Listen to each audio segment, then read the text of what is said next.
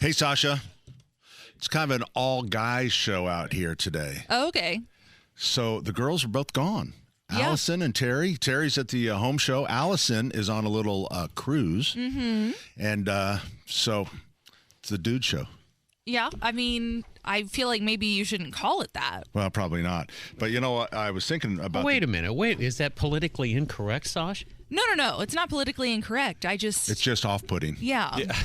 Well, that's Pat Sullivan's middle initial. You know, I was just looking... Off-putting. you know how bad the chairs and stuff are in this place? This one, if we could get somebody from the crime technicians over here, this had to be some sort of crime on this chair. That's got some ugly stains on it. A little bit of a mess. Look at this keyboard.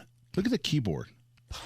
That's Tony. That needs to be dusted. That's Tony Katz's. Yeah, Prince. I will say when I took over my cubicle in this newsroom, let's just say a lot of Lysol was used. I guess I never noticed that. It's Maybe a fungus factory. This fourth floor studio is a fungus factory. Do you know when we moved in to this building in 1998 in December, the first show here was the Radiothon in 98, and we were downstairs in the showcase studio, but this is the same carpet. Oh, yeah.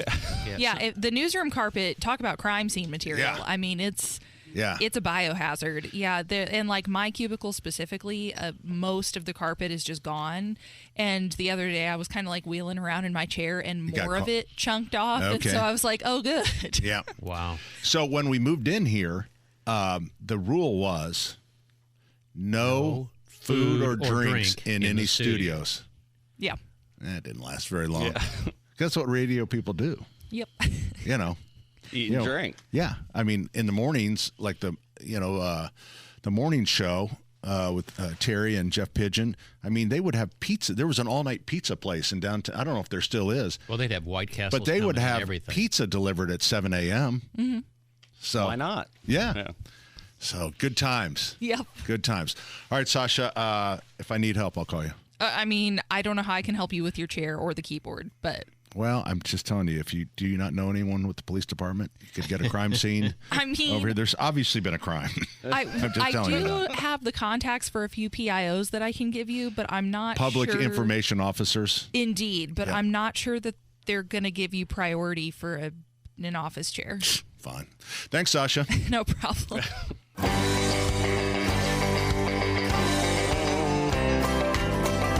Well, some folks say that grown-up men are still just little boys, that really the only difference is the price of our toys. We go for macho symbols like guns and running shoes, pickup trucks, hunting ducks, and power tools, power tools, power tools. Hey, good morning.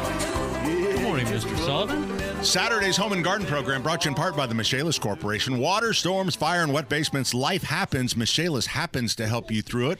As we said, Terry is at the home show for the final weekend. Yep. So it'll be a great time to go out there and check out a few things. B Window is there. I think Swainco is there. Michaelis is there. Indiana Foundation, I think, is there. C&J Water is C&J is there. I shouldn't have started naming names. That's all right. Certainly, Zero Res is there. Zero Res, perfect. In fact, I had a friend that I graduated high school with, and he took a picture of. There's my pictures in the C&J booth or whatever reason. So anyway, he stands. He says, "I haven't seen you forever." He says, "You're looking pretty good." Well, the picture was taken 10 years ago.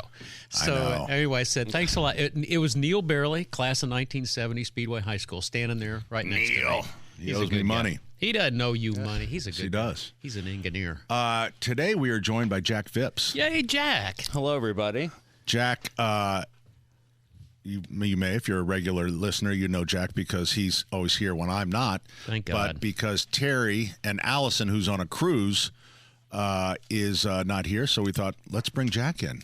Yeah, I'm excited to be here. You've got some fun for us. You're going to be doing Craft Corner. Very excited to take that over today. Wow. So, Phipps, do people have trouble pronouncing your name? They do. Pronouncing, spelling. We always get a Phillips in there, the two L's for some reason. Phipps. PPS.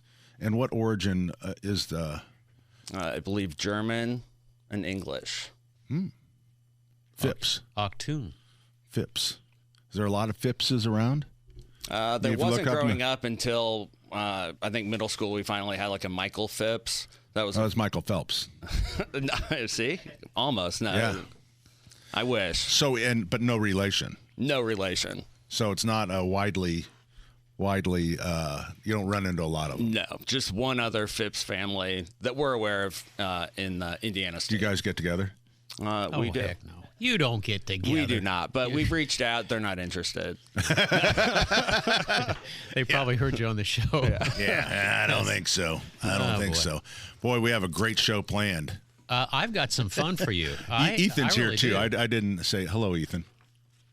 Hey, how's it going, guys? Going good. He found his own mic button. That's a Ethan. good start. I had to look down and make sure. Yeah. So we got big plans for this show. It's wall to wall. I'll tell you that. It will be fun. So I have a guest coming in the 10 o'clock hour. Why don't you ever let anybody know what's going on? Surprise guest. Yeah, Well, everything's it's a funny. surprise with Sullivan. It's funny you should say that, Jack, because the person I had coming in was Dan from Home Solutions. Oh, I like him. Do you know? Is that the one with the? It's kind of like with ultraviolet. No. This is like they're kind of doing like an Angie's List type thing. Did I get the name right? I left a card in the truck. Sullivan, you've got a guest coming in. You haven't told anybody who's coming in. You don't know anything about him. What are you doing? Okay, He brought me. Well, so anyways, you can't solve this one. So anyways, last night I was emceeing the teacher appreciation for the North Deanery Catholic Schools. All the teachers come to the what do they call it? It's the Knights of Columbus. They call it something Northside Event Center. So there's about 300 people, and I was doing a reverse raffle, and I get a call from Dan, and he's got the flu and can't make it. So your special guest is not coming. No, that's not really true. So I shared that with the audience where I was with the 300 people, and I read it. I said, hey, I got a problem. I got a 4-hour radio show, and my guest just canceled. One of you is going to have to come down and fill in. So we have a guest that will be coming in the 10 o'clock hour. I didn't get his name. But you really are a piece of work. He has my phone number. And he was at the Northside Social Yeah. Event Center last night. Yeah. So we'll find out a little bit about him, including who he is. It's a real surprise. So he's going to text me 10 o'clock. We'll go down. We'll bring him up, and he'll be our guest. The big reveal. Yeah. Yeah, cool. Yeah. It's kind of exciting. He's a young guy, but I should have gotten his name. But This is so you. Is this anything the come way to you mind? do business over at Sullivan Hardware, 71st and Keystone? Yeah, we do, 49th and Penn. Don't forget Allisonville. And we do business. You do business because you're not involved with it. Becky's doing business. No, we do the business. boys are doing business. Yeah. Hey, I got a special announcement got to make. The seed swap. Those of you who are in Master Gardener programs, Hamilton County has its seed swap today. And if you have never been to a seed swap, there are seeds that are free. There are seeds that you can buy. But the Central Indiana Seed Swap is this year. It is up at the Tipton County Fairgrounds. Admission is free. It goes from 9 a.m. to 3 p.m. If you're looking, Do you know why they're doing that today? Why are they doing that today? Because today is National Seed Swap Day. Is it? True, yeah. Is it really? Yeah. These are the best. And our very own pepper ladies, Tiny and Jenny, are going to be there. And Tiny's got some pepper seeds. So if you've ever wanted those exotic, super hot peppers, you look up Tiny Act, and she'll be there 9 to 3. You can buy, you can sell, you can trade. They're going to be expert speakers, especially about the peppers and stuff. So it ought to be a good show. So today is National Seed Swap Day and Opposite Day. Oh, that's opposite why you day. and I are together. So today. what I thought we would do is we would do opposite. So I'll be an idiot, and then you'll be the kind, well, we always do gentle that. host. We always do that. Why don't we change? Why don't we do something different? Okay. Why don't we do something different? Okay, this is what we're doing different. We're taking a call. Oh my Lord! Within 14 minutes of the show starting, Tim joins us on the program. Hi, Tim. Morning. Got a question for Denny. All right. Thank good. Keep him busy. We have a single-story ranch on a slab, and it takes forever, with a capital F, to get hot water at the kitchen sink. How can I solve this problem? There's two things probably going on. Water tables are up, and it's cold outside. We had this problem, I think, in the 1980s, about the time polybutylene came along. And we still have copper in the slabs. You said you're on a slab, right? Yes, and it is all copper plumbing. It is all copper plumbing. All right, so here's how you solve it. The water comes up, and it cools the pipe down all the way from the water heater to you, or from that loop. And it's really hard to get hot water. So what we did is we disconnected the loop at the water heater and underneath the sink, and we ran a flexible tube, you could probably do this with PEX, through the half-inch all the way to the kitchen, and then it was isolated from that cold water in the slab. It takes a master plumber, or it takes a plumber who really knows what he's doing and the right size of pipe. And a plumber with a capital P. With a P, yeah, and that rhymes with Pat, you know. Yeah. But Tim, that's how you do it. Okay, well, I appreciate it. Hey, yeah, Denny's choking. Jack Heimlich right now. No, I'm doing fine, Tim. Anyway, it's a good question. Reach out to me at denny@wibc.com. Take some pictures for me, and I'll hammer it down just a little bit more for you. But it is going to take a plumber who can find his butt in a well-lit room. You don't know the skills that Tim has. Tim's not doing this. No. Tim, are you a married man? He might be a heart surgeon and is used to. I am. Yeah, you don't want to do this in front of any family member or in-laws. Okay, get a professional in there. You don't know. He could be a heart surgeon. He's used to putting. He's a dumb butt. He's listening to our show and calling Very us. technical Come guy. on. Yeah, I are one. I know. All right, Tim. Good luck. All right. Reach out Thanks, guys. to me if you need something. 239-9393 is her number.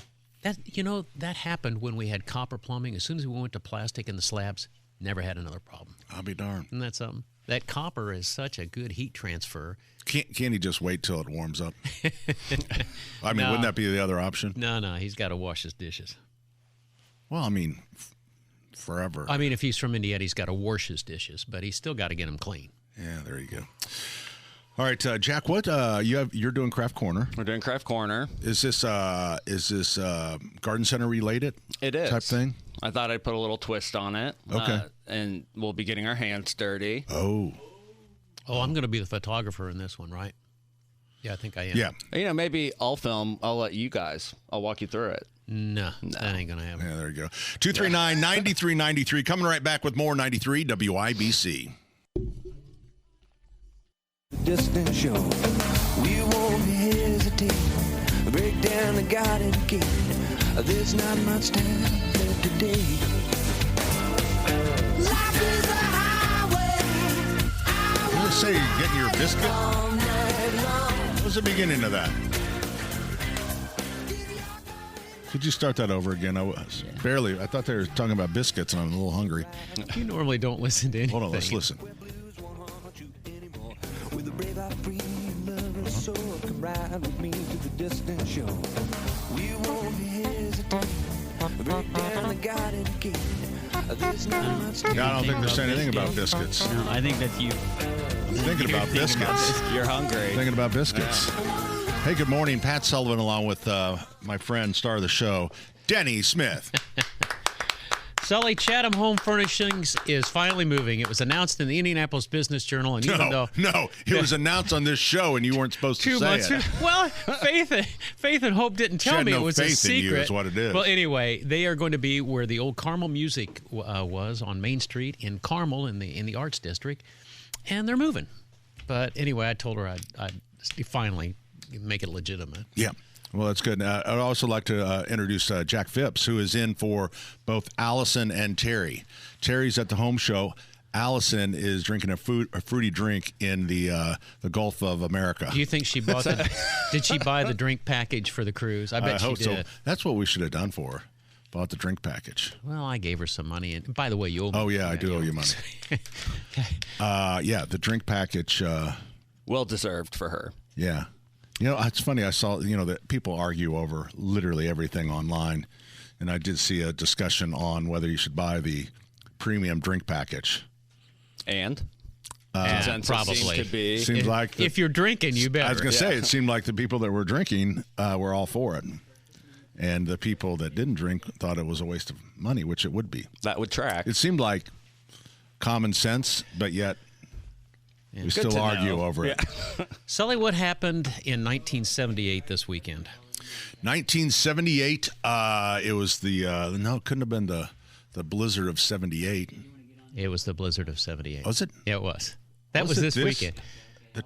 Really this late? It started. I think we were right in the midst of it. I think today is the anniversry of when it began. You know what? For some reason, 38 inches of snow in 3 days. No, okay, you're right. Wow. You're right, because I was initially thinking that we were still on Christmas break. I was in high school, but now that I remember going to bed and I was listening to WNAP because they would have the school closings, and our school was called off like at 9 or 10 o'clock, and was really excited to sleep in, and then woke up and it was like, and it was way bad. Nobody's going anywhere. It was so bad that at the jail, the cops couldn't get out. I mean, they couldn't drive their cars, so they slept in the jail. They slept in the bunks. It wasn't fun. Yeah, they let the prisoners out of their cells because they couldn't get out either. Yeah.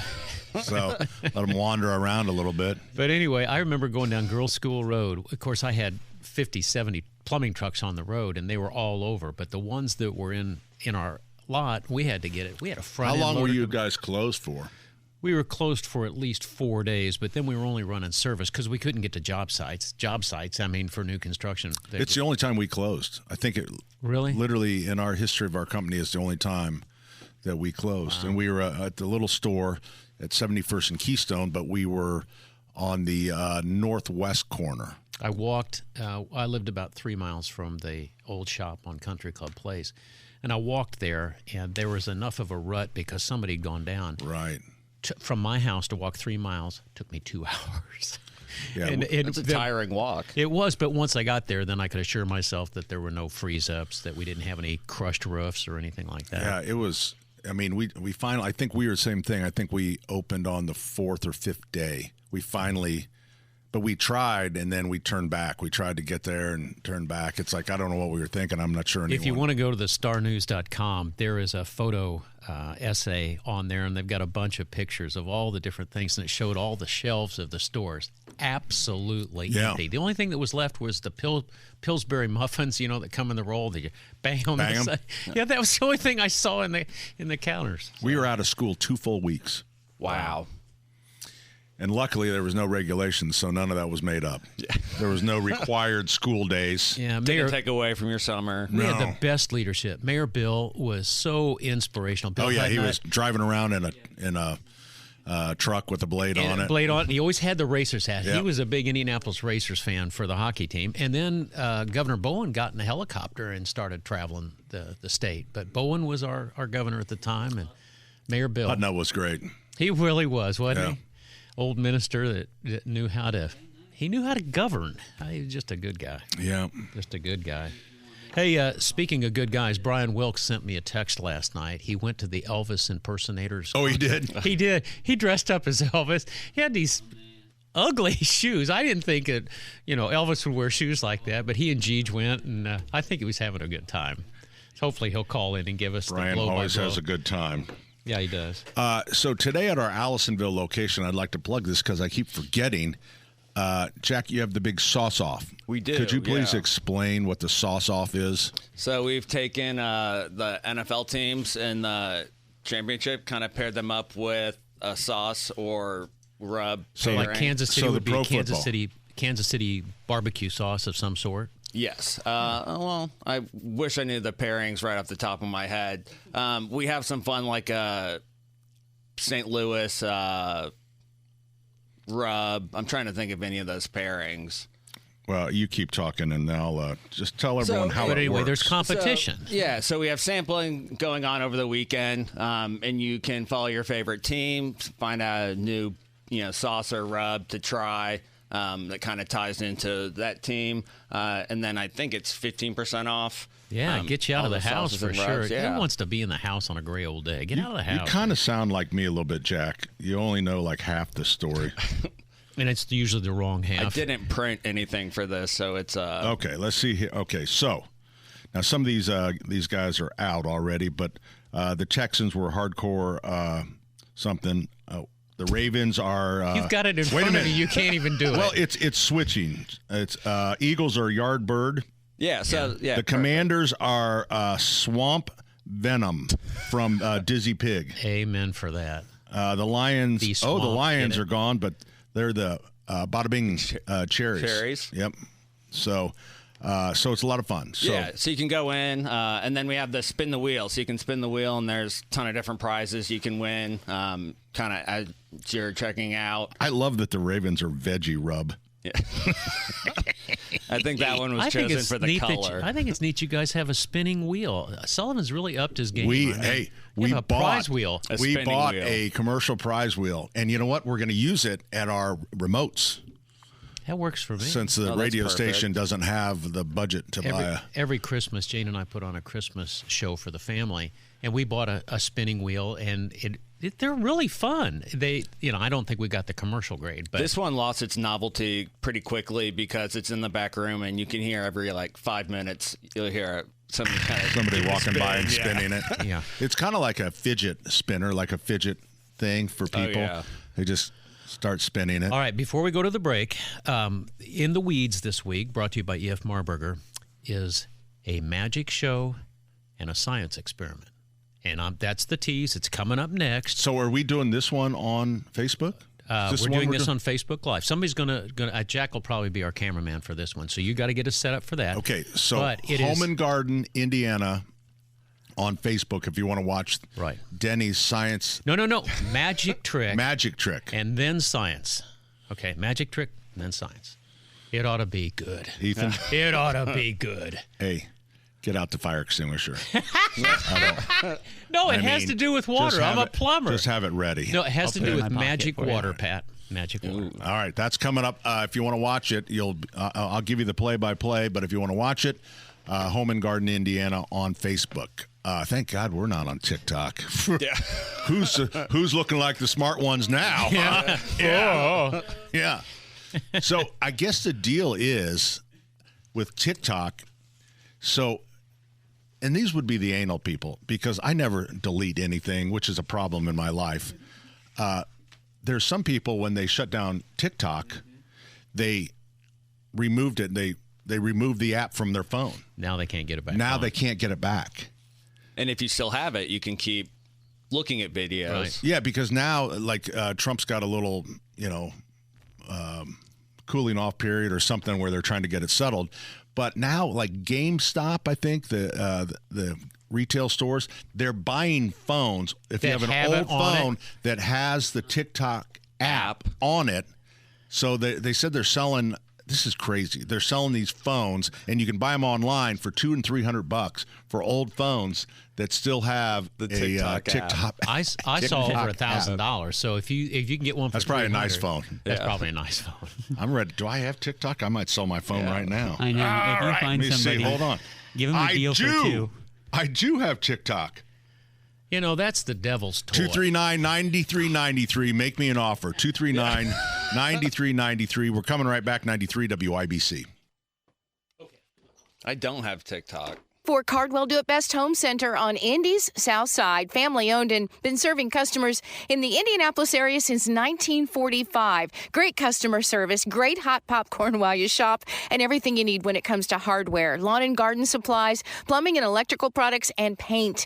The Benjamin Moore color of the year is cinnamon slate, a beautiful color. Stop by Cardwell and see their full range of Benjamin Moore paints if you're ready to refresh your home for the new year. Cardwell Home Center is the largest discount roofing shingles supplier in the Midwest, offering discount dimensional roofing at unbeatable wholesale prices starting as low as $21 per bundle. And through the 31st, buy one, get one free deal on any single cut key. Just bring in your spares or get that extra backup key made for free. Whether you're a do-it-yourselfer or a seasoned pro, Cardwell Do It Best Home Center has the tools and materials to make your project a success. 3205 Madison Avenue, CardwellHomeCenter.com.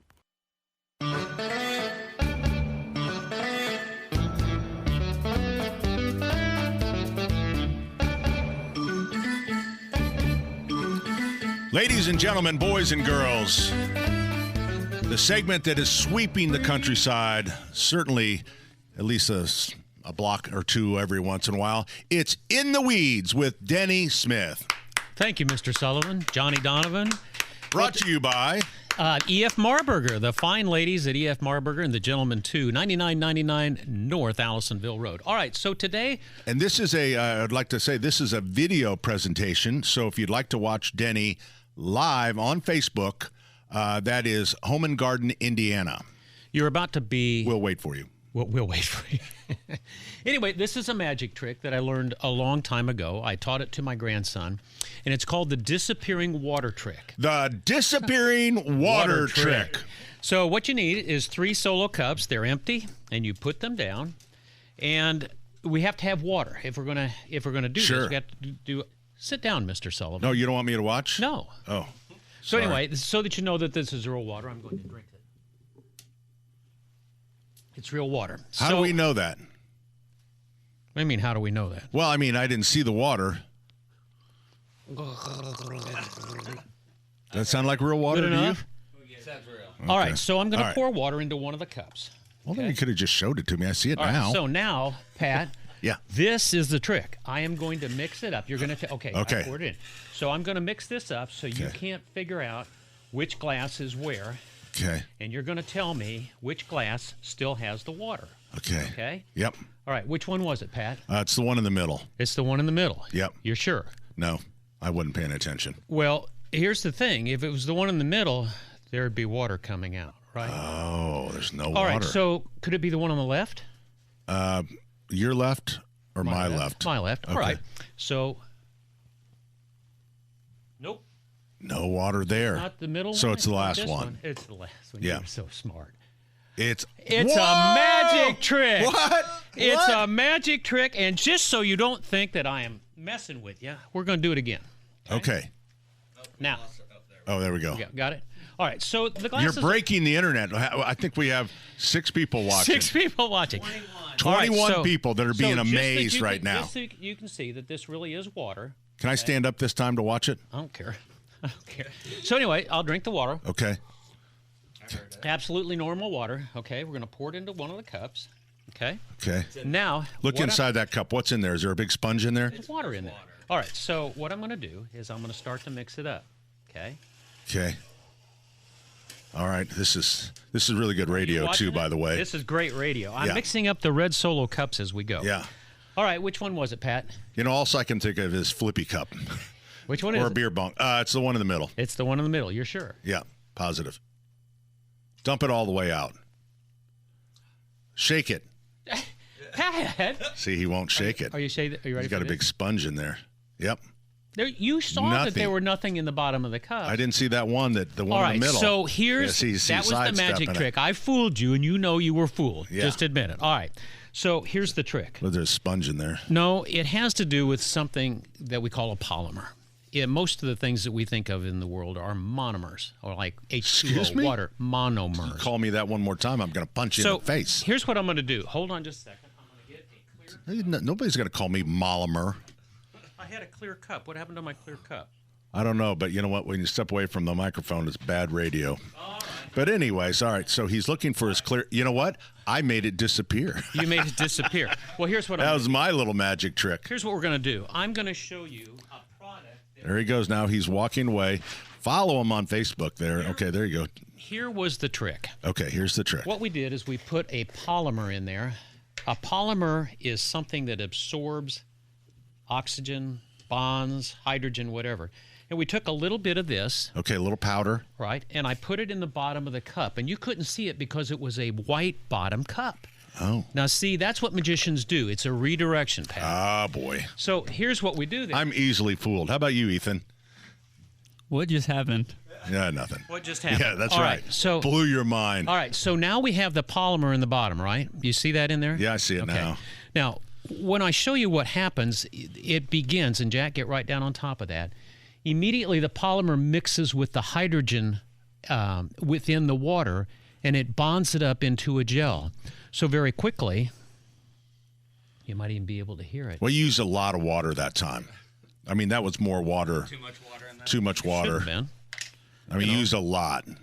I used a lot of water. Yeah, you did. You didn't use that much All with right, the so we'll trick. put in. So anyway, Pat, the reason this is important is because I saw on the television that this new product called Poof. Poof is an absorbent that you put down on little things for pets so they can leak, okay? So they can go potty in the house. It's called Poof pads. But then I did the research. It's also in baby diapers. Otherwise, baby diapers would turn yellow and they would get kind of soggy. But, you know, when you have a baby now, by golly. It's also in frog tape for painting. Frog tape. All right. Yeah, they have it so that it absorbs the paint so that it doesn't bleed out from masking tape. Polyacrylate? Yep. That's what it... Pat, you are so amazing. I know. You even amaze yourself sometimes. I do. So anyway, just to be careful. Now, you can see that it doesn't come out, and it's because it is turned into a gel. It's turned in... What you didn't see me do... And, Jack, you can get right down on there. What you didn't see me do is put just a little bit Use of that microphone when you can. No. Just put a little bit of that polyacrylate in the bottom, and it's white. It's a white bottom. How many people are still watching now, Jack? 36. And they are totally amazed. Right. I know they're totally amazed. So this is what you got to be aware of. People can fool you with things that you don't see, and it seems like magic, whether it's David Copperfield or Denny Paul Smith, when really it's science. They've got you totally distracted. Can I be totally truthful with you? No. I would have rather have just gone home thinking you were so amazing. We do have one question. All right, what's the question?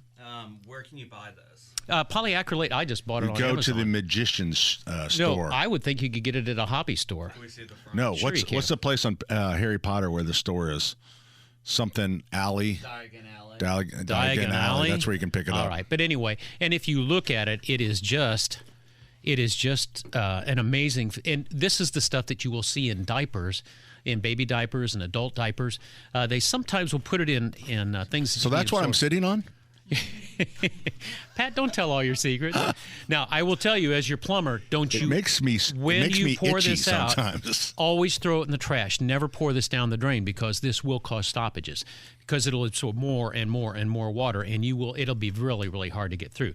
So that's what happens inside the little cup here that you didn't see. But aren't you amazed, Mr. Sullivan? I am just amazed. So would that be the same type of product that we sell to mix in soil, or even some of the that pulls in water? I would think it would be different. Because that one actually holds the water. This is a polyacrylate. It. A polyacrylate is going to absorb moisture, and it will hold it forever. Okay. Once it gets into the I think what structure. they're using there is polywater tate. Polywater tate.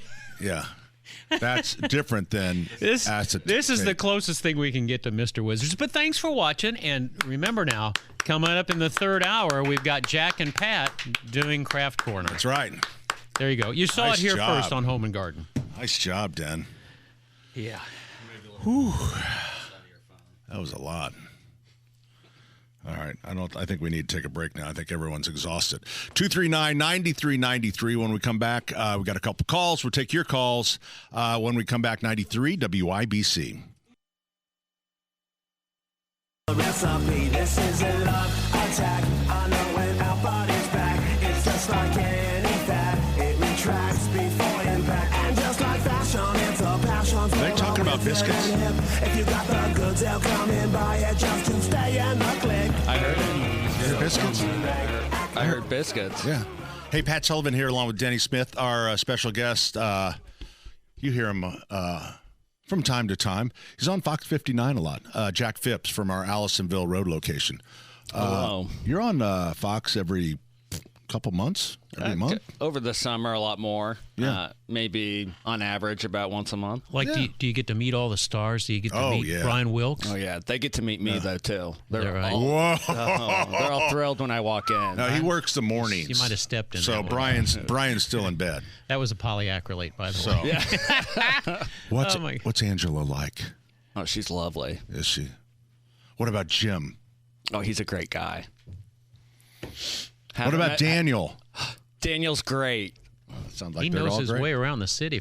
Being the new guy, he really does know his way around the city. From time to time, we get to judge their landscaping. We'll take pictures of their shrubs. Oh, okay. We'll look to see who has the best hydrangeas. Do you want to tell? Stay tuned. Check me out. You got to keep your secrets, Pat. Jacqueline joins us on the program. Hi, Jacqueline. Hi there. I live in a 2,000 square home, 2-story. and the furnace is upstairs. So the upstairs is about 80 degrees, and it's terribly cold down here where we do our living. Okay. And it's on a slab. And the other night when it was terribly cold, I put the thermostat down to 66 because I knew that the furnace was struggling. It couldn't keep up with what I had it set at.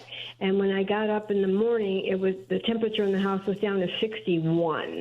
Jacqueline. Move the TV upstairs. Thanks for the call. No, don't do that to that poor woman. Sorry. Jacqueline, it's a poor design, and I'm not sure exactly what's happening, but you're not getting any cold air return. We want 60% of our cold air return on the second floor, at least 60%, depending on how the schematic of the floor is laid out.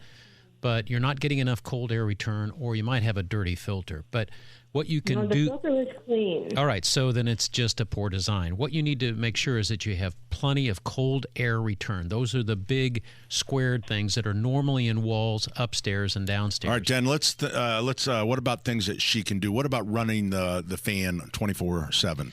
Absolutely do that. You might be able to shut off some of the registers upstairs and try to force the air downstairs. And you want to go downstairs. This is a radial system, or what they call a spider system, because if the furnace is upstairs, they still have to get the register and the ducts down, pointing down. Do you have any floor registers in the lower level, or are they all high? No. They're all high, aren't they? Yeah. And I have 2 cold air returns downstairs, and I don't know if there's any upstairs. Well, that would be a blessing in the wintertime. It would be a curse in the summertime. But So do you run your fan 24/7? Yes. So you have it on manual where it just runs? Yes. Okay. Jacqueline, you need to get a second opinion from somebody to come out there and balance the system. What they do is they put cones, a great big hood, over each and every outlet to measure the CFM, how many cubic feet per minute are coming through. And then they balance it with dampers. Sometimes they can balance it with the register itself, but usually they have to balance it on Have the you inside. shut off some of the registers upstairs?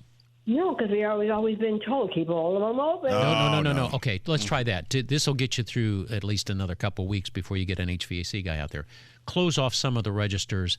Just damper them down. If they're at full wide open, take them down to 50% and see if you can push some of that air. I think air is like water. It travels to the path of least resistance. That's probably so. And so it's going out on the upper floor. If you damper some of those down, it might push some more of the air downstairs.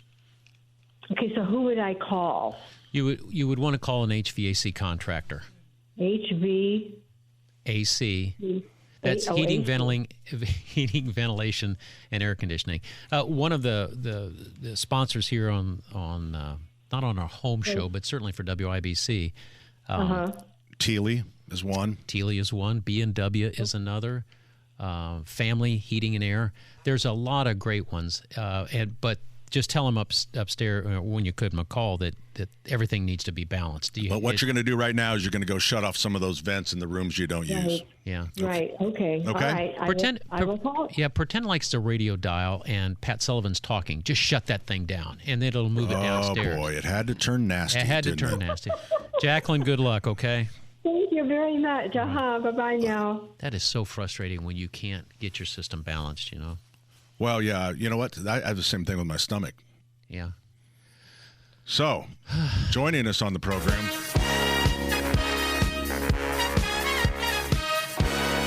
Donald Trump? No. It's Macho Mike, everybody. Hi, everybody. Angel's right here in my lap. Everybody yell, hi, Angel. Hi, Angel. Angel is his cat.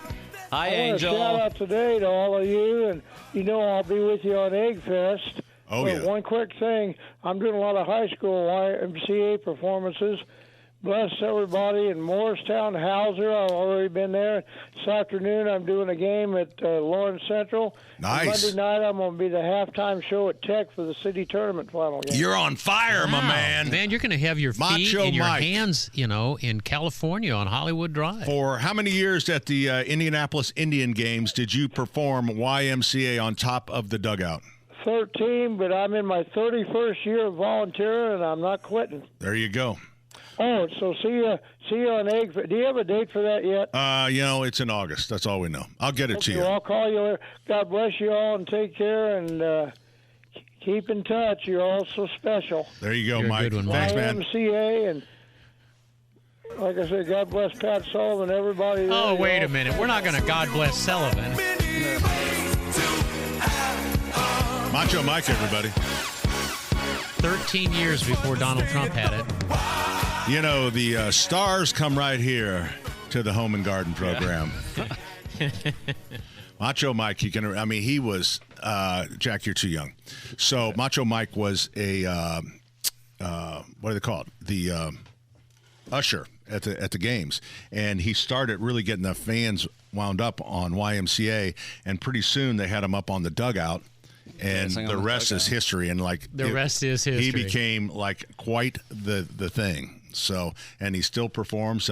We had him on gravel, which did not work out. I'll tell you about that later. Hour number 2 is coming up right here on 93. Hey, Sasha. Hello. Hey, we have we're kind of excited, but we have a guest coming in this hour. Okay. We don't know who it is. Okay.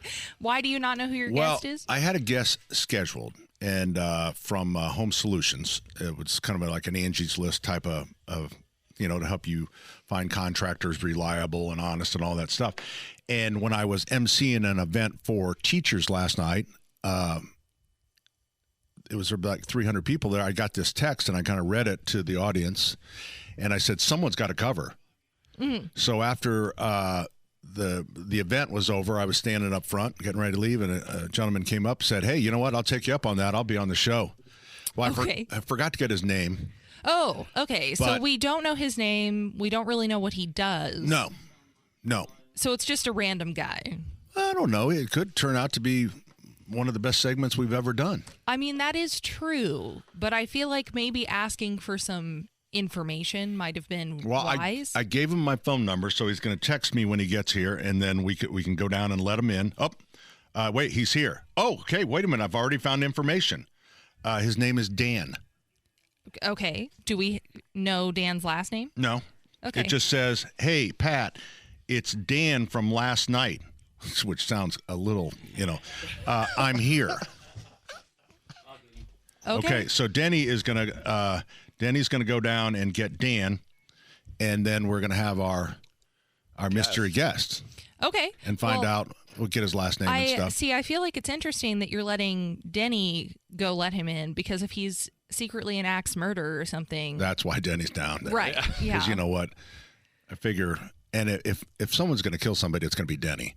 So, but I mean, if he gets all the way up here, I think we're all in trouble. Well, Denny might put up a fight. That's true. Okay. That is true. He's scrappy. Thanks, Sasha. Thanks. You're so on it, Ethan. Well, some folks say that grown-up men are still just little boys, that really the only difference is the price of our toys. We go for macho symbols like guns and running shoes, pickup trucks, hunting ducks, and power tools. Hey, good morning. Welcome. Hour number 2 of Saturday's Home and Garden program, brought to you in part by the Michaelis Corporation. Water storms, fires, wet basements. Is that right? I got that. Oh, well, whatever it is. Michaelis is going to help you out. The number is 844-FIX-INDY. Joining us on the program before our 10 o'clock guest is JMV. Hey, John. Mystery guest named Dan. Well, you would have done the same thing. I was emceeing an event. Okay. And I had scheduled a guest for this hour who was, it's funny, his name was also Dan. I've got guesses. Can I guess? What's that? Can I guess? Who the mystery? I don't know who it is. Dan Haggerty. I don't. Adams, is he still alive or is he dead? I don't know. I was emceeing an event, and I got a text message that my scheduled guest could not attend because he's got the flu. So I said to the audience, there was about 300 teachers there. This was a teacher's appreciation night. And I said, someone's going to have to cover. And so then I went on with the event. At the end of the event, this guy walks up and goes, hey, I'd like to cover that thing. I said, I gave him my phone number. I said, text me when you're here. And I realized I didn't get his name. But now he just texted me. We know his name is Dan.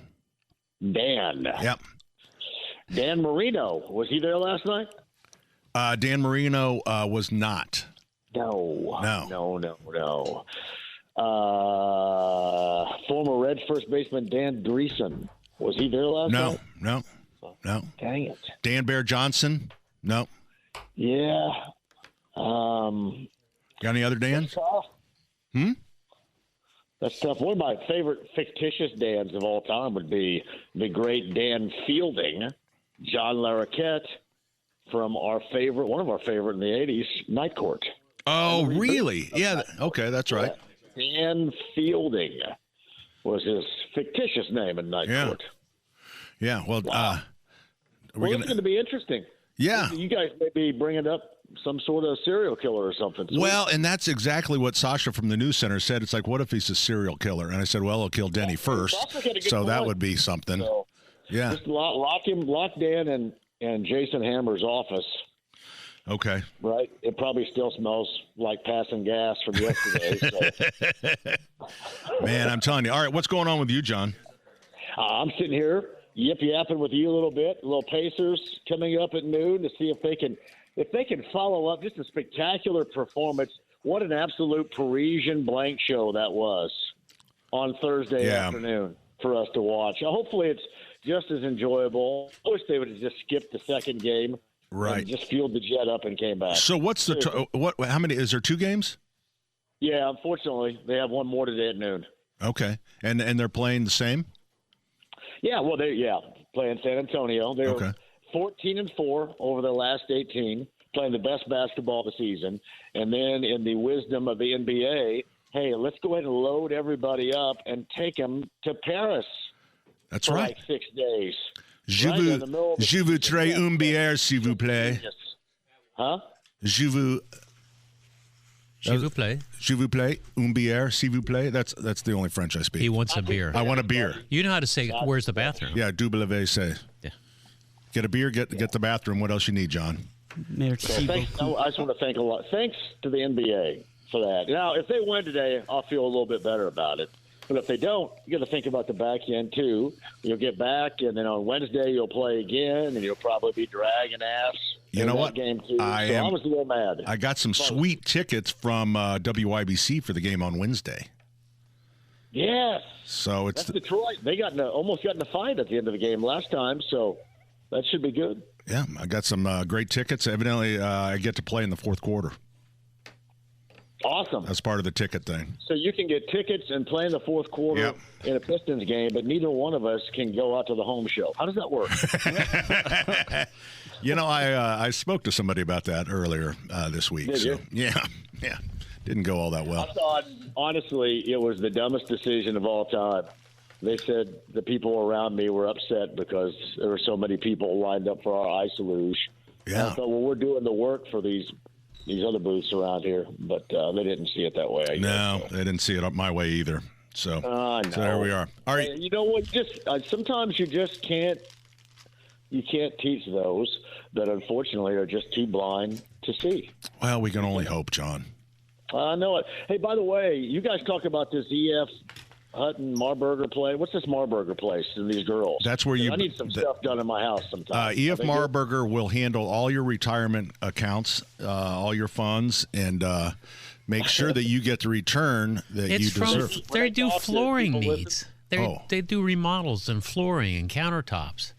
Who's the other one? Denny, I need somebody to do that. Are the ladies from E.F. Marburger? Are they good? Can they? They are the best. It's Kim and Kelly. They're a fourth generation.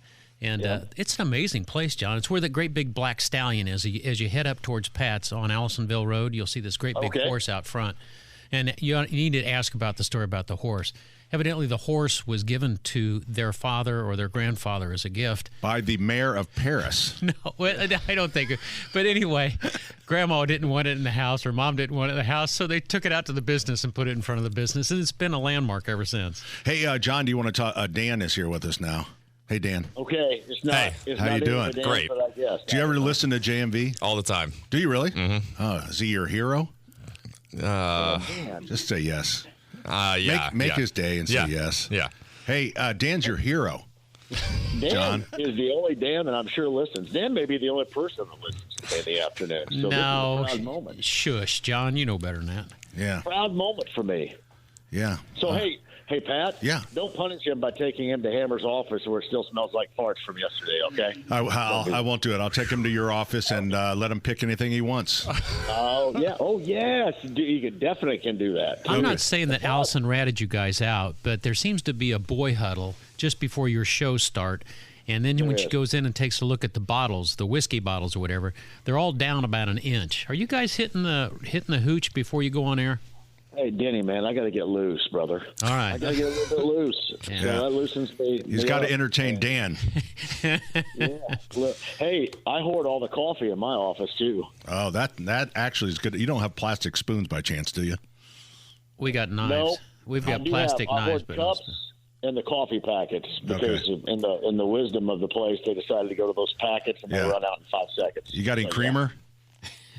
I do. Get a barter. Okay. Yeah. All right, great. Good deal. See you, John. Oh, the JMV takeover tonight?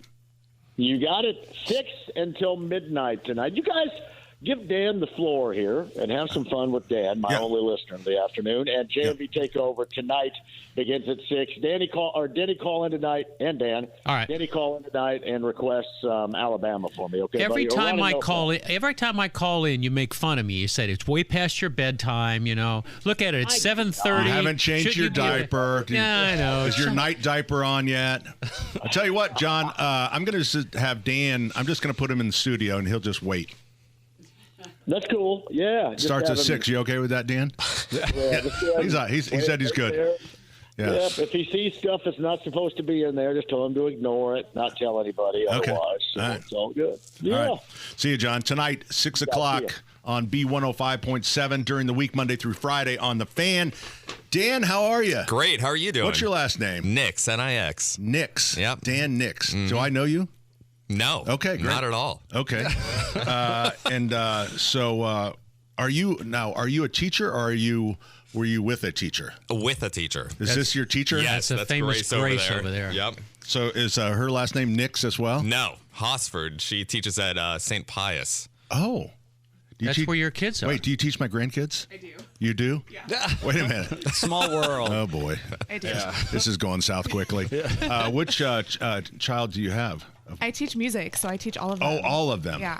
How about Oh. Do they have any musical talent at all? Yes. It must have been. She's lying. It must be from Beth's side of the She's lying. family because it's not your side of the family. How about my grandson Sully? Is he not a monster? Is he the biggest kid in the school? Pretty much, yeah. Yeah. He is he's a big teddy bear, but Well, he's Sully, the grandson of Sasquatch. What Sully do you think? is 190 pounds. Wow. How old? He's a seventh He's grader. 6. No. I think he's 13. He's 13. Yeah. Wow. Yeah. Grown boy. Well, that's great. But this isn't about you. This is about No. Dan. It is. Yeah. Yeah, you came over to me last night. You were begging. I was need to fill begging. this segment, so here I am. I did. It's and this is a surprise guest. So what is it you do for a living? So I'm a full-time musician. I play for a living, play at different events down here. I have a couple music groups, big bands. We play everywhere from the Jazz Kitchen to the Slippery Noodle to the Blues kidding. Fest. Yeah. Wow. What instruments? I play saxophone. I majored in jazz sax performance down at IU. And then Are you our playing a big band- tenor? Are you playing a tenor Hey, Dan. sax or a Depends on the baritone? time. Yeah. Depends. Yeah. Dan, be prepared now to be peppered with music questions. No, I'm a nerd. I'm a nerd, son. Yes. Yeah, I own all of them. Own all the instruments. Yeah. So I play whatever. The one thing about a saxophone player is they can't sing and play. No. So is let me think about that. I'll get back to you. Yeah. So is it hard to be a full-time musician in Indy? Oh, it's crippling. I mean, it's hard to buy a Taco Bell. So that's why your wife is bringing home the big bucks from the Catholic Sure. grade school. Sure. Massive. Oh my gosh, what they pay those teachers is unbelievable. It's unbelievable. This is how much they pay teachers in general and Catholic teachers. So we're doing a reverse raffle. So there's a final 10 people. And so normally you go, all right, who wants to split? We have $2,000. Each one of you can take home $200. And it always goes down to where there's, 2 or 3 people. 10 hands went up. Everybody went home with $200. That upset They're me all so teachers. much. They're all teachers. They're all teachers. And it made me very sad. I could not believe that. Yeah. Made me very sad. What, you just stayed in there and gone for the big money? All the way. That's why you're... That's why you're a musician. Danny. All in. There's math here, All right, okay? so we're going to take a break, and then we'll come back, and we'll find out more about... I want to find out more about Grace. I mean, she's a music teacher, for I know. God's sake. Thanks for coming, Dan. So which one of my grandchildren has the most talent, would you say? George. That's my nephew. Oh, well. You're, wait a minute. You're always wait a minute. Let me explain how this is all wrapped together. George is my nephew. He is my niece Keely is the principal of the school. So you see where this is going, Grace. That was a very good answer. One hand washes the other. The one that has. Boy, are you in politics too? I mean, do you have? I should be. Yeah, boy. Nelson, Maggie, and Sully. Those are my grandchildren. All the rest of them are just. My bet is that Maggie is the one. Grace is going. Her head is spinning. Yeah. No, George was the correct answer. We need a break. George was the correct answer. We're coming right back. 93 WIBC.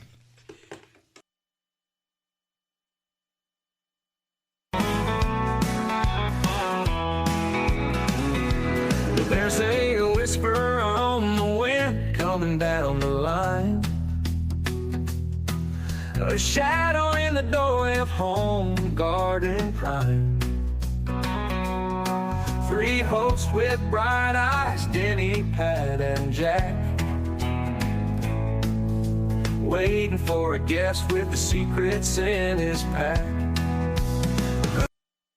Nice. A secret sinner's past. Hey, good morning. Welcome. It is hour number 2, I guess, of the Saturday's Home and Garden program, brought to you in part by the Michaelis Corporation. Water storms, fire, and wet basements. Life happens. Michaelis happens to help you through it. So last night I was doing a teacher's appreciation event at the Knights of Columbus, which is now called something else. And our guest, Northside Event Center. Our guest, whose name was Dan, canceled because he has the flu. And I said to the crowd, the teachers, I said, I need someone to fill this segment. And afterwards, now we know his name is Dan, came up and said, hey, I'll be there. And I forgot to ask his name. So Dan Nix, that's N-I-X. Yeah. Right. And then his wife, Grace. You guys married? No. You're not married? not even close. Oh, we can do that here. So, I'm a minister. Wait a minute. Can we get a ring? We can call it. Are you? Dearly beloved, we are gathered here today. Are you dating? Yeah. We are dating. like a month. Oh, just a month? Yeah. Very fresh. So where did you guys meet at? Were you a groupie at one of his gigs? Sully, you're interviewing this guy. Now all of a sudden we're going to the 4th degree. You're with Miss Grace. Oh, yeah, Mr. Getting ready to marry him, Mr. Pastor. Oh, all right. So no, I don't know if that even happens anymore. It was online dating, of course. Was it online? Yes, but we also attended the same music clinic as high schoolers at IU. Oh, so okay. Allegedly. We did. Okay, now they're bickering. Oh, boy. That's great. This has got some future here. The show is tearing them apart. Yeah, I know. How do you feel about being, affiliated with a saxophone player? As a trumpet player, it's weird. Yes! Yes! Wow. Brass, right over here. Okay, my second question is, do you have children? So I'm going to go ahead and take that off. Go ahead and ask that. All right, so Dan, mystery guest. Yeah. So you're a full-time musician. Uh-huh. And you can make a living, or it's not easy. Yes. So what are the best gigs for you? The best gigs? Yeah. The best gigs are probably company events that I have to go out of state for. You drive down, you play for 3 hours for a bunch of employees, you get a big check you get to keep for yourself, and then. And do you play by yourself? I mean, it depends on the gig. Wait a minute, you have a saxophone and you're doing a solo act? Well, wait a minute. Yeah, you have backtracks, you have everything. So Grace, the difference between a saxophone and a lawnmower is vibrato. So we just came from our whole team was down in Atlanta for the Christmas show. It's called America's Mart. Jack was there. And when we go in the morning, it can be like, usually, some people get there earlier than I do. So 9 o'clock, there's a guy playing the sax that the show has paid to perform right out. It's really kind of a cool thing. Yeah. You walk in kind of. Was that new this year? No, they did it last year as well. So it was still cool, though. It was Could still be a cool. Good gig. Well, I mean, indie could be like that. It's a rising music scene for sure. Yep. We just don't have the venues and the restaurants that are still willing to pay for musicians of that caliber to come up here yet. Yeah. So what do they do? Give you a free meal, free bar tab, and that's it? Yeah, I mean, and it also for my case, it's challenging. My main band is a 20-person big band, right? So you can go to a high-paying place, right? But you still have to divide the income between 20 members. So do you do a lot of weddings? Yeah, ton of weddings. Ton of weddings. That's kind of the thing. You might, because you guys are getting ready to get married, and you'll probably get a discount because he knows people. Exactly. So you know what? Exactly. That might seal the deal right now because brides, they're going to elope, Pat. Brides spend a ton of money on the music now. I mean, they've kind of get rid of some of the other stuff. They put the dollars into As the your entertainment. financial advisor, don't do that. Put it into the house. Put it into something else. No, but I mean, he knows people. He knows get him a half price. Okay, he's not a marketer because we still don't know the name of the band. We should know the name of the band. He's got a lot of bands. Okay, at least one of them. What's the name of the band, Danny? Well, my band is the Dan Nix Big Band. The Dan. Yeah. It's literally his name. And how many people are in this band? It's 20 people. We play around town. We play at Blues Fest. We played at Circle of Lights last year. We go all over the place. You know what? Maybe we should have them at the store. I think so. Maybe Evening in the Garden. Big Evening band in the Garden. Can we dance to your numbers? The Dan Nix How much is that going experience. to? How much is that going to set us back? $5,000, $10,000. Oh, keep going. Keep going. Yeah, he's a negotiator too. Maybe He's the not Dan gonna Nix tell me. solo experience at Allisonville. The what now? Dan Nix solo experience. Yeah, might be a little better. That might be cool though. How about for the holidays, having them out? If you can do Circle of Lights, I think you could do. Yeah, it's a great band. All the people in it are either professional musicians or professors at surrounding colleges. I love this. Or street Do you people. play with him, Grace? Are you the trumpet player? So I played with his Christmas caroling band. He has Okay. Where have you been? What is going on? It's the nonprofit I came That's here to the talk to you nonprofit. about. Okay. Oh yeah. Is that why you? Oh, that's right. You did say you had a not for profit. Well, that's most businesses But that can in be. India. I was going to say when people say not for profit. when you kidding people me? say that to me, it's like okay, another guy that's not making it. All right. Wow. This is a lot. I just got a note from the newsroom. John Herrick. He said, "This show is pure chaos, and I love it." There you go. There's the newsroom for you. Oh boy. Okay. So let's backtrack. Are we done yet? Not yet. We got a long way to go. Do you have time? I like the magic water segment. That was pretty fun to listen to. Yeah. There you go. Visualize. Sodium polyacrylate. He's the show nerd. If you've never You'd be listened glad before. you have one. He's a plumber. Sooner or later, Pat, everybody works for a nerd. Everybody. Except you, of I course. haven't so far. Well, Okay. So are we taking a break here? So what do you want? hey, I'd like to thank Ethan Okay. for that Oh, you don't have a spur of the microphone. I moment see. AI song that included Danny. That Yeah. was really pretty good. And it was the sinner, sinner with a past. Yeah. Is that what it said? Yeah. We'll find out about that. So we're going to go back and kind of reset. So Dan is a mystery guest that we had a guest that canceled, and I was doing an event for teachers last night, and I said I need someone to fill in, and Dan came, which I did not know his name. He said I'll be there. I gave him my cell number. Said just text us, we'll let you in. That's all we knew. Grace, you should have And got now Grace. we have this whole thing. We got these guys getting married. We got recently engaged. And Grace She's is in charge of all your family's Grace is in futures. charge of my all right, our so musical for the with my processional, you want to grandchildren. do Canon and D? What are you Absolutely gonna, There we not. go. Oh, absolutely not. Okay. Oh, my goodness. There's a little bit of conversation going on between Ethan and Pat right here. But that's really cool of you guys to come down, really.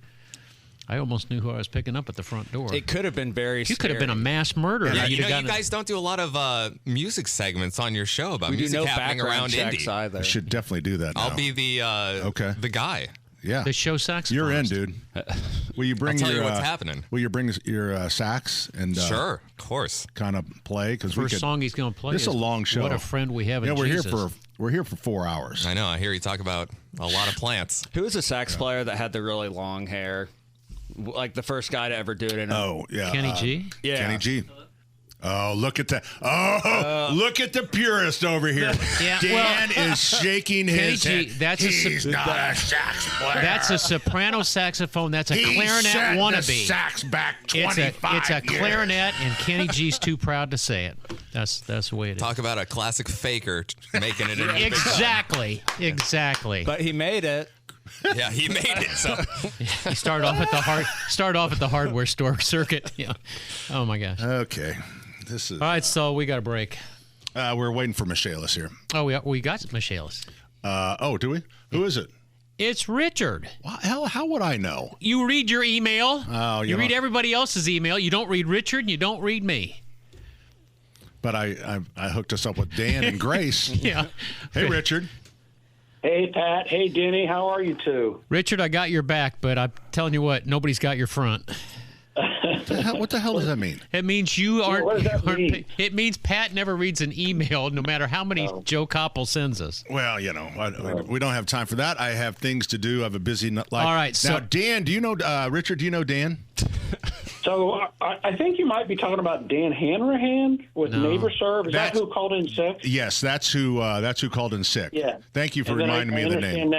Now you're talking about Dan Nix. So no, I don't know him, but it sounds like a neat couple. Where'd you go to high school? Yeah, they're getting married, you know. Hey, where'd you go to high school? Hamilton Southeastern. Hamilton Southeastern.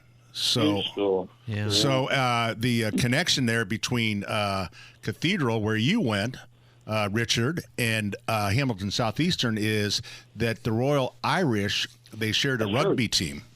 That is true. Very true. Yeah, good memory. Yeah. Hey, Richard, what's going on with the freeze and thaw? Have you guys had a lot of freeze damage? Are all 750 fans moving right now?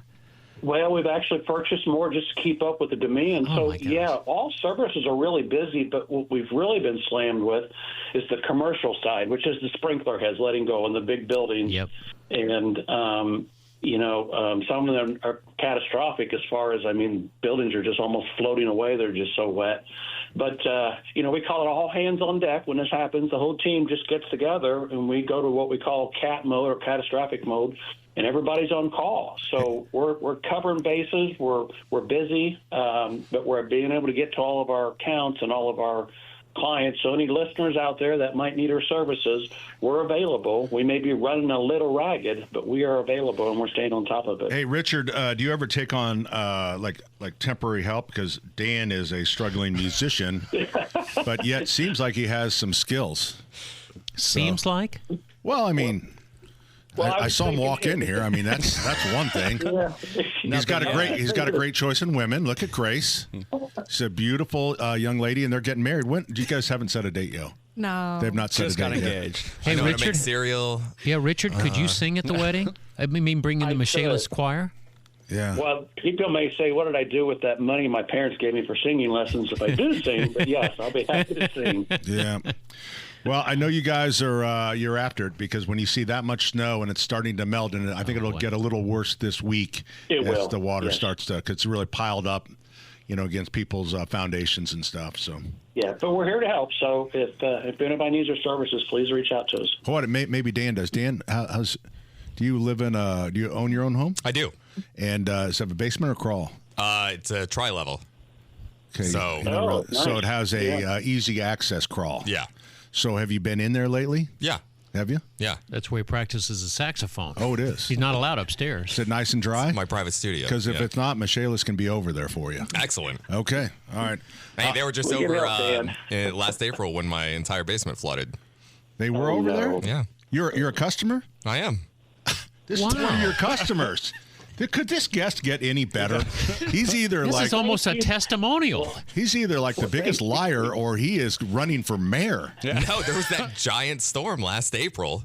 Massive storm shut down the highway, remember? Oh, yeah. And highway. The whole basement flooded. Had to replace everything. There you go. Oh, it's horrible. Another Sorry it satisfied happened, but customer. Happy we could help. Yeah, sorry it happened, but happy we could help. Yeah, cash the check. All right, see you later, Richard. Bye, Richard. All right, guys, See ya. have fun. Yeah. It's the Michaelis Corporation. Water storms, fire, and wet basements. Life happens. Michaelis happens to help you. 844-FIX-INDY. No, dead serious. Dead serious. Plan. Be sure everyone in your family knows what to do if there's a fire. Get out, stay out. It's your fire safe response. Hey, Pat Sullivan here for Sullivan Hardware and Garden in Allisonville, Home and Garden by Sullivan in Fishers. I want to remind you we have some great events around the Valentine's Day celebration at Keystone. We have The Dan Nix Big Band? No, we have the Love Train. Oh. We have the Love Train. You'll take a train through the Garden Center to Cupid's Cocktail Lounge. And at Cupid Cocktail Lounge, there'll be music. There'll be you can get your caricature with your loved one. Oh, you know what? I tell you what, I'm going to give 2 tickets to Dan so that he can take Grace to the Sullivan's Love Train. Oh, what a treat. Is there a place where you can do proposals? Like, yes, will I you think marry there me? is. So I'll definitely make that happen. And here's the thing. If you guys break up before that, we'll give Grace tickets to Galentine's at Allisonville. Oh, great. So Grace, you're covered. I'm making out well here. Yes, you're covered either way. Dan, you might be out. All right, But you can keep don't the blow train this. This is a good thing for over a here. New date. True. Back up. Oh, that's great. This cast Grace So aside. Grace can be at the bar watching me with. No. This one is cast in stone. All This right. is lasting forever. So Valentine's event at Keystone. The Galentine's event is at Allisonville. All the tickets you can buy them on at SullivanHardware.com. The other thing people are asking, when is the 20% off sale? And it is in February. It's like the 20th, 21st, whatever that weekend is, right in there. Stop by Sullivan Hardware and Garden, won't you, at 71st and Keystone. 49th and Penn. Don't forget Rich up in Cicero, Indiana. Allisonville Home and Garden by Sullivan and Fishers and SullivanHardware.com. We all come together and stand together to serve our veterans. We invest in the latest technology. We take the time to train the next generation of doctors and nurses. We work together to make sure we heal their bodies and their minds. This is our mission. More than 300,000 of us working as one, together with families and loved ones. No matter where they live in this country, we'll be there.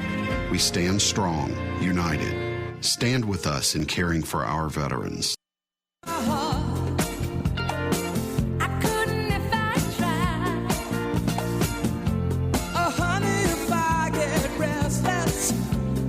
Isn't it funny how all of a sudden something clicks between two people?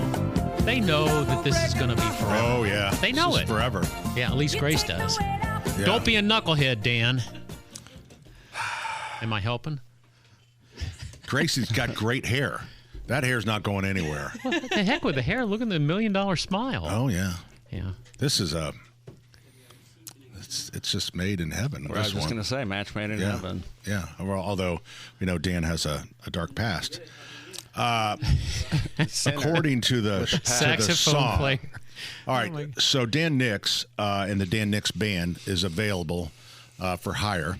But Dan also has a not-for-profit that I thought we'd talk about. And that is? That's, we're a month late, but it is called the Indie Christmas Caroling Big Band. But it's good we're talking about this now because this plays into what we've been trying to do this year is expand it through all year. So what this is, the Indie Christmas Caroling Big Band, is every year on Christmas Eve, we have over 200 volunteers coming together. These are musicians. And we go door to door, like a caroling group, like if you were a group of caroling singers, but with all of us. You're lucky I haven't got shot. Yeah. And we go into people's homes. We surround them. Oh, wait a minute. Are you invited in? We're invited. Okay, you're invited in. You know you're going. Yeah. This is pre-planned. This is pre-planned. We enter the home. Yeah, we enter a random Give me a neighborhood. credit card. On the floor. Yeah, okay. All right, go ahead. And we play for people who've had a rough year, need some cheering up, right? And we have a whole band. So it's usually 40 people per group. All 40 people are going in, surrounding them in the living rooms. They might have cancer.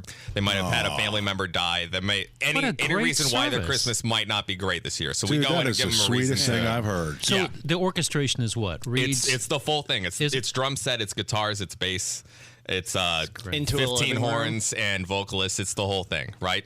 So, like, to give you a visual example, here's what this year's group looks like, right? It's a lot of people. They are all posed in front of a fire truck. Yep. We went to one of the fire stations this year. We're all playing around. We got all the instrumentation. That is so cool. Nobody's in an orange jumpsuit either. I mean, they all look good. So what I think the reason why we do this group is because sometimes, charities often are for raising money and funds for things, but sometimes money can't get you anything, right? If you have cancer and you have a month left to live, what's money going to do for you, right? It's about the moment. It's about living in the moment. It's about getting a last bit of joy.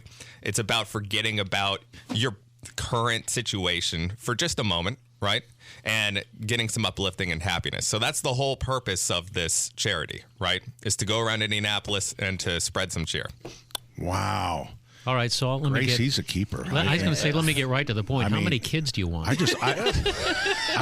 Grace, I literally got lost in his eyes. I did too. Yeah. And this baritone voice. Did you listen to this voice? I mean, it was cracking with emotion, number one. He's a saxophone player. Just everybody gets one strike. Just on a logistics side, Dan, because I'm not very smart. And I'm not very smart because you hear me butcher the names of all the teachers. You know what? Hey, Dan, he really is. I'm a Panther. I'm a St. Pius alumni. So, anyways, logistically, how do you get 40 people into someone's? It seems very. So previous years, and including this year, we've started to have to, instead of carpooling, because that's what we used to do, and it was a nightmare, right? You have a group of 30 cars going down the road trying to go. So we've switched to buses. Okay. Mm-hmm. And then you just all pile in. And we all pile in. We have extra helpers who don't play any instruments that can help carry all of the equipment set up as quick as possible. I was going to say, because we have to make it like a 5-minute setup. Then we can play 2 or 3 songs, and then we have to get the heck out of there and go to the next stop. Dude, that is so cool. How can we help? How can our listeners help? Well, so we have been trying to expand as of recently, make this not just a Christmas thing, but an all-year thing, right? We're going to switch the name to Indie Music for Charity, so that it doesn't have to be just one day a year. This could be multiple events, multiple days a year, with a lot more people that can go to surrounding cities all over the state and hopefully one day all over America. It can be a whole thing, right? But it does take a lot of money, unfortunately, to put this thing together, right? You have to rent the buses. You have to get music licensing. You have to feed the people. You have to get people where they need to be. It's about $5,000 per band per day to get all the logistics and things figured out and paid for to get people around where they need to go, right? Because we're not asking the families there, obviously, for donations or anything. But paying out of pocket has gotten hard. You don't put out hat. Exactly. They flip an iPad around. Yeah. It's a lot of just word, hand-to-hand donations and stuff. So we recently put up a website, dannixmusic.com/ICCBB, where you can donate. It's a donation page. You can go straight to that link, put up whatever amount you want, and help us to fund our next event. That's Dan, DANNIX. Band DannixMusic.com/ICCBB. I saw your slash. You're good on there. Dan, I saw your frustration with Denny. I share that. I do the same thing. It's like music, you idiot. I'm sorry. Saxophones and music just do not. We're coming right back with more 93 WIBC. Maybe for Kenny G. Writings on the wall.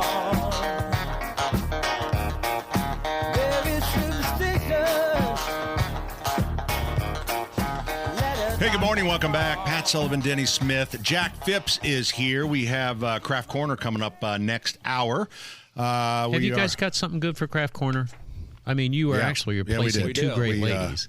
We exchanged a lot of emails over this thing. Back and forth all week about it. No. That means he sent you an email. Jack, I need something. I didn't even do that. You didn't even do that. I think Allison did that. Hey, before I forget, I want to remind everybody, today is Seed Swap Day. Central Indiana Seed Swap is up at the Tipton County Fairgrounds. Our very own pepper ladies, Jenny and Tiny, are up there. If you want to get into the pepper business, both of them are there. And there's free seeds. There's seeds that are kind of a little bit more sophisticated, whether they're heirlooms or whatnot. Buy, sell, trade, expert speakers, free seeds, food, merchandise, vendors, cone pone, black-eyed peas, a little bit of ham. And they've even got a kids' corner, Pat. But it's the Central Indiana Seed Swap, Tipton County. It is National Seed Swap Day, as you may have mentioned. I wasn't paying attention. I know, you never do. That's why we ended up with Dan today. Our mystery guest this hour has been Dan Nix, and Grace has come along. Hugenpfeffer? I missed the last. Hosford. How bad did Close enough. Hey, when I pulled you out, how bad did I screw up your name?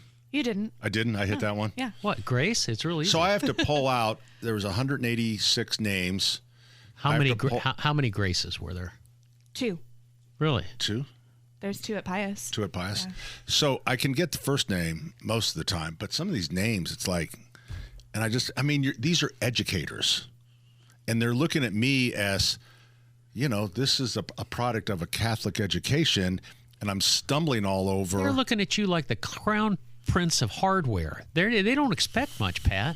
If you get the letters right, they're going to be happy. Yeah. Sometimes it's really embarrassing, and especially when it gets to the St. Pius, because I feel like I should know all the St. Pius teachers. Oh gosh, no. But you I don't. have so many names inside your head. Yeah. We get it. Don't give him that. No, Grace. No. Thank you, Grace. What's with this? We screw up names too. So yeah, but don't go with this nurturing thing with the Sullivan, okay? No. And so Dan came up after, so I told the audience our guest had canceled because he has the flu, and I need someone to cover. And Dan came up at the end and said, I'll be there. I didn't know his name. I just gave him my cell number. He texts us. Very dangerous. And then he texts me this, and I told Jenny he wasn't very happy. So I get this text when he got here. It says, "Hey, Pat, it's Dan from last night. I'm here." Holy cow. Was he the one that made bail? I mean, I said, Daniel, you could not have phrased that any worse. I know. I'm going to say. You know what? Somehow, I don't know how I'm going to do it. You tell me my wife is going to see this. Dan, let Grace do the Christmas cards. Just trust me on this, okay? So these guys are getting married. They haven't set a date yet. Actually, they've only dated a month. But looks look at pretty that. good to me. He's getting down on one knee. Are you kidding me right here in the studio? All right, Dan, say something. You got about 2.5 minutes. What else? What other projects do you have coming? What other projects? So the big band is doing a partnership with the Indianapolis Men's Choir, actually next April, 2026. This coming April or 2026? 2026. We're going to be putting on a show with the Indianapolis Men's Choir. It's going to be a Frank Sinatra concert. It's going to be a big band and their choir together. It's going to be 4 shows. We haven't set a exact week, but it's coming up. Do you have a venue yet? We don't have a venue yet. Okay. Yes. And then later on this year, we're hoping to get the famous trumpeter Alan Vizzuti to join us as a special guest on the big band. And Alan Vizzuti? This is where he says he owes me money. That's what he uses. He does. Yeah. So why do you need another trumpeter? You got Grace. It's nice to have guest artists. A couple of years ago we had Jeff Hamilton, who was on the Tonight Show, drummer. He joined us, and he was a special guest, and we got to play with him. And you know what? Anything to make your name spread, right? There. Get it out there. Absolutely. All right. So I was thinking about, Denny, you said this April. It's like, no, a year from April. Yeah. Well, 14 months. Think who they're dealing with. It's the men's choir. So if there was a few gals in there, it would have been this April. It would have been done. But it's got a bunch of men. This is going to take some time. I don't know, 18 months? No, it takes some rock, paper, scissors. On 3. 1, 2, shoot. That's how they do their scheduling. Dude, it really is. Were you a wrestler by chance? No.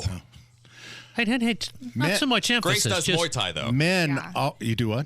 Muay Thai. It's a style of martial arts. Oh, wow. Yeah. Well, anyways, so all the like CYO wrestling or whatever, it's always men that are running the thing. Takes forever. Yeah. Takes forever them to organize. I'm always like, for God's sakes, do we need a mom just to go up there and, now it may not be right. It might be a 60-pounder against a heavyweight, but it is what it is. So, guys, we want to thank you. It was a very enjoyable hour. Thank you so much for having us. Yes. We gave you contact information. Stay in touch. Let us know how we can help, and then let us know when you're getting married, okay? Really? Oh, great. Absolutely. Wonderful. I hope we get to come to the wedding. Wonderful. Do you think they'll invite us? At this point, we have to. Probably. Right? Yeah. We hope. So, what else was that thing? Last thing I'll say is that I bought one of your light-up petunias last year, and it is still alive. The Firefly? The Firefly petunia. Does it light up? No, it does not light up at all. No. Okay, you should have led with racket, isn't it? Horrible. And they're going to be putting them everywhere. And I just, I don't know. Allegedly. I mean, they're putting them in mass production. I'm like, I just don't see it. But Dan and Grace, thanks for coming in. Yeah, thanks, guys. So Big risk. You of your guys have careers been right the there. best mystery guests we've ever had. You're actually the first one in 30 years that I've ever had. It really is. All right, hour number 3 is coming up right here on 93 WIBC. IBC Traffic. I'm Sasha Nixon, on the level, on the go, and on WIBC.com. Hey, Sasha. Hello. So, I haven't found your text that you sent to me. I just sent a new one. You did? Okay, Yeah. great. Okay. So, because, we want to sponsor this segment, Crosstalk with Sasha and Pat. Oh, yeah. Brought to you by, that kind of thing. Who's going to, brought to you by Sullivan Hardware? No. We have, I think it's Lowe's, but whatever. Hey, so we had great mystery guests. Okay. It went really, really well. It almost makes me look like a genius, quite honestly. Wow. You are amazing. You could fall in a cesspool, come out smelling like roses. So I really, and I'm not joking about this. I did not know his name, did not know what he did. He just said, I'll be there. I gave him my cell number. I said, just text me and someone will come down and let you in. He could have been a mass murderer. Yeah, that's what I said. I said, this is all we true. were running a risk. Right. I let him in the building, so it would be my security clearance would be gone. That's a smart move on his part. Well, and that's what Sasha and I talked about. That we're hoping that if he is, that by slaughtering you, that would satisfy his, That I don't think that's what I said. No, I think that's definitely what you said. Okay. Yeah, wasn't it? I think this is being paraphrased incorrectly. Oh, well, I'm not that smart. So it was Sasha's fault. No, it's not Sasha's fault, but Wow, thank you. yeah. Well, we're partners now. Okay. And without a sponsor. No, we're hot on one. We're just trying to pick and choose all the different offers that we have for How about this. How about the Dan Nix band? Yeah, so this guy has a band. Okay. So he's a trumpet player, and he's fallen in love. No, he's a saxophone player. Whatever, Grace is the trumpet player. Same thing. No, it's not. It couldn't be farther apart. Exact same thing. You know what the difference between a lawnmower and a saxophone is? You can throw a saxophone about 50 yards. I don't know why anybody plays. My grandson plays saxophone. So I have to change my anyways, Grace, his fiancée, were they engaged? No. Grace is I thought they were married. So you still don't know much about this person who just sat on air with you. Well, he's a full-time musician. He went to IU, graduated, from the School of Music. And being a full-time musician is not easy. Mm-hmm. And they Grace do a is lot of weddings. Grace is a music teacher. She's a music teacher. Actually, teaches my grandchildren. Okay. How about that? Okay, so you know more about her. I didn't. Than about Dan. No, I do now, but I did not know. I will say I'm guilty of not knowing my grandchildren's music teacher. Didn't Dan have great hair though? He did. High and tight, a little bit of the Woody Woodpecker top notch. So, anyways, Yeah, I thought they were married, and my next question was, "Do you guys have kids?" And it turned out they've only been dating a month.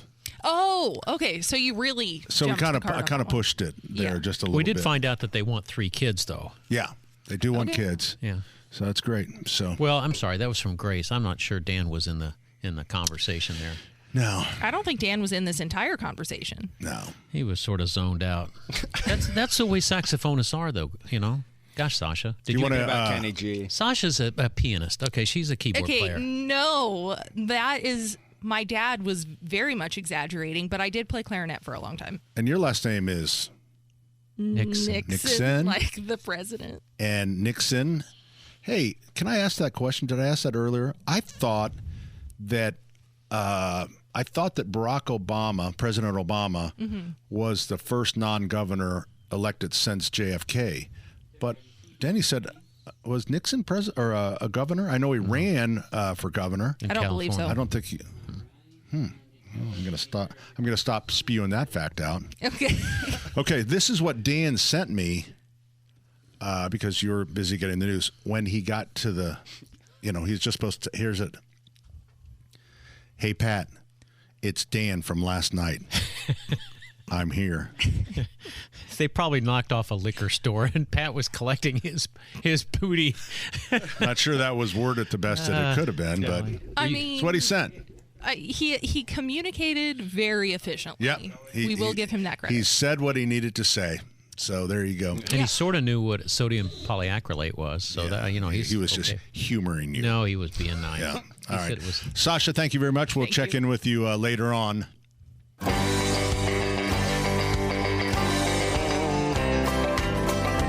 Well, some folks say that grown-up men are still just little boys. That really the only difference is the price of our toys. We go for macho symbols like guns and running shoes, pickup trucks, hunting ducks, and power tools, power tools, power tools. Morning, Jack. Good morning, Pat.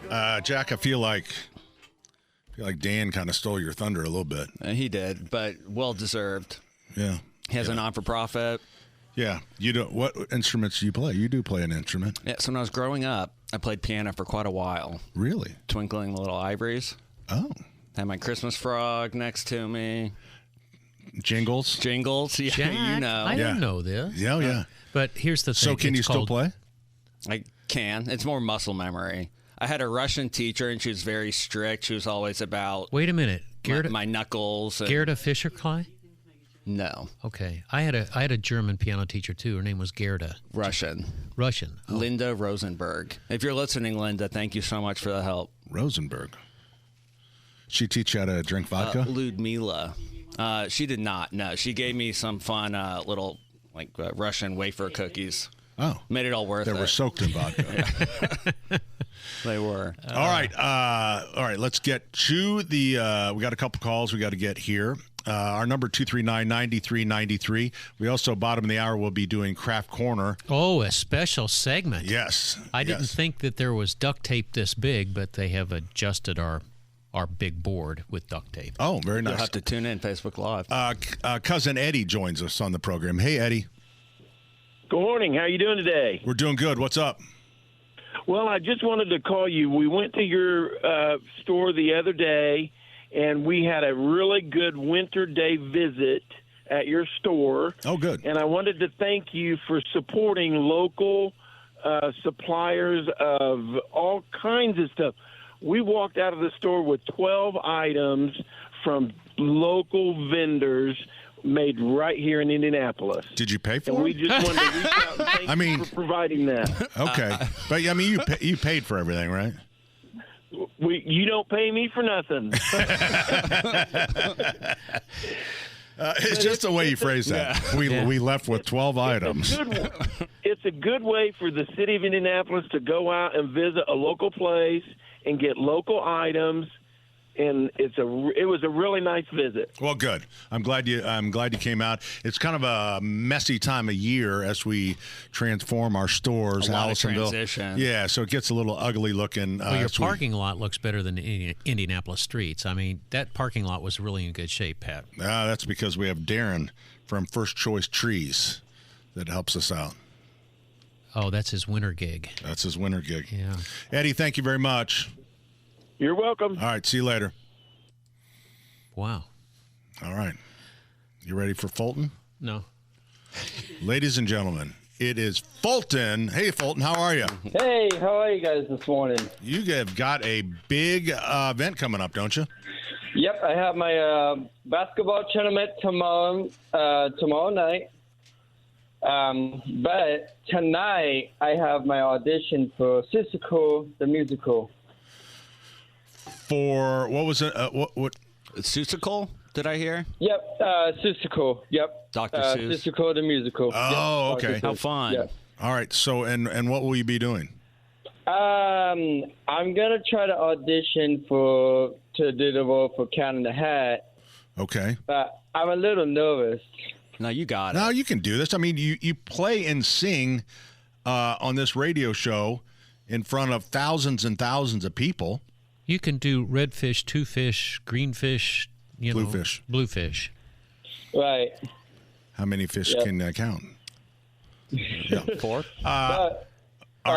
Anyways, what happened yesterday, I was playing my defense for basketball for practice yesterday. Yeah.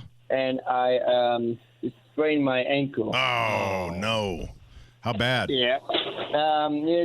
It's all right. It's healing up quickly, but it's just got to take a little time before. It's probably going to turn black and blue. Yeah, did you get an injury timeout? I mean, did they and then the stretcher come in and pick you up? It was just practice. So you didn't have a chance to flop or anything like that and get a technical on the other guy? Okay. Nope, I'm good. Have you practiced your flop? No, never. You're not a flopper. Listen, when you get a charge, you got to go fly backwards like you just got hit with a spell, man. Yeah. You got to do that. That's when the acting comes out. That's right. It is. That is. And you have that ability. That's how the because, Cat in the Hat got started. Yeah. Some of the best basketball players actually have a background in theater. Yeah, exactly. Yeah, exactly. All right. So tonight, you go in there with all the confidence that you can muster. Remember that you play in front of much bigger audiences on this show when you sing and play your ukulele. And just, you know what? Whatever happens, happens. Yep. The musical won't be until May, but hopefully we'll get some more information in as soon as possible. But, yep, so my audition's at 6 o'clock, so... Break a leg. Well, go get a kid. man. Yeah, break a leg. Break a leg. All right, I See you, sure brother. will. All right, take care, Fulton. See, now that musical is in May because it's being run by women. And that's It's only May 3 months away. 2025. This year. That's this May. This May. Yeah. This May, they're putting on an entire musical this May. That they're just now auditioning for. Yeah. Now, Dan and his band, the Dan Nix Band, and the men's choir, they are going to put on a performance, and that will be a year from April. Yeah. Now, if you want to learn more about Dan Nix, it's DANNIXmusic.com, and he can do the // but get to the website, Dan Nix Music. All right. So when we come back, we're going to come back with the love song. That is it downloaded? Yeah, we should be there by then. Well, if not. It takes some work. I mean, artificial intelligence takes time, we'll Pat. get it when we get it. It's like a souffle. You can't. Ethan you can't is rush it. writing a love song for Dan and Grace. And we'll introduce that when we come back. We got regular Jeff to talk to. Your call at 239-9393. LA lady, seamstress for the band, pretty eye, pirate smile, you marry a music man. Hey, good morning. Welcome back. Pat Sullivan, Denny Smith, Jack Phipps is here. Terry is at the Indianapolis Home Show. Allison is on a cruise. Yep. With her sister. And so they're going to have a lot of fun. Hopefully, it's going to be a quick one. They're kind of checking out. This I did the same thing before I ever was on a cruise, just like a 4-day. Wanted to Just see to what it see was. how I like it. Whoa. Dip your So- toe in the water kind of thing. Yeah, that's right. So we have Craft Corner with Pat and Jack is coming up after the bottom of the hour. And what's our subject today, Jack? I should We will know. be doing a little succulent planter. Succulent planter. Yes. You know, there's a lot of interest this time of year in succulents and houseplants overall. This is a big time of year. And don't forget, we've got the big love song that we are dedicating that Ethan's doing for Dan and Grace, which I hope they're listening. So we're going to do that right now. So Dan, reach over and grab her hand when it happens, okay? Okay, so Dan, just to for people just joining us, last night I was doing an event for teachers. It was an appreciation dinner. So there was about 180 teachers, 187 teachers to be exact, because I had to pull every one of their names as a reverse raffle, and then their guests. So about 300 people. And I got a call from a guest that I was having on at 10 o'clock, and I had his card out in the car. But anyways, we'll have him back on. He said he has a flu. So I told my audience, I said, hey, I just got bad news. A guest canceled. So I'm going to need someone here. It was just kind of a joke, right? Yeah. So at the end of the thing, this guy comes up. He goes, "Hey, I'll be there tomorrow." I said, "Okay," and I gave him my cell number and said, "Just text me, and then we'll let you in." That was it. I said, "Monument Circle, the MS Building," and so this morning I told Denny I had a guest in the 10 o'clock hour, and it's like, "Well, who is it?" It's like, I have no idea. And then I said, "Well, what are we going to talk about?" I don't know. And I thought, he had one too many margs last night. No, I did not. I don't drink while I'm working. I don't. Hey, coming up, we are going to have a wonderful segment, and it is, Allison and Terry have been replaced, at least for one show. Right. So come back to Dan. So Dan shows up. He's got Grace with him. I thought they were married. Turns out they're just dating. And I said, I figure they're engaged. Well, it turns out they've only been a month. So and they're listening right now. So listen, Dan, don't screw this up. She's the right one. Has taken this opportunity to move along their relationship. Yeah. You ready to play it? Exactly. Here we go. All right, this is for Dan and Grace. On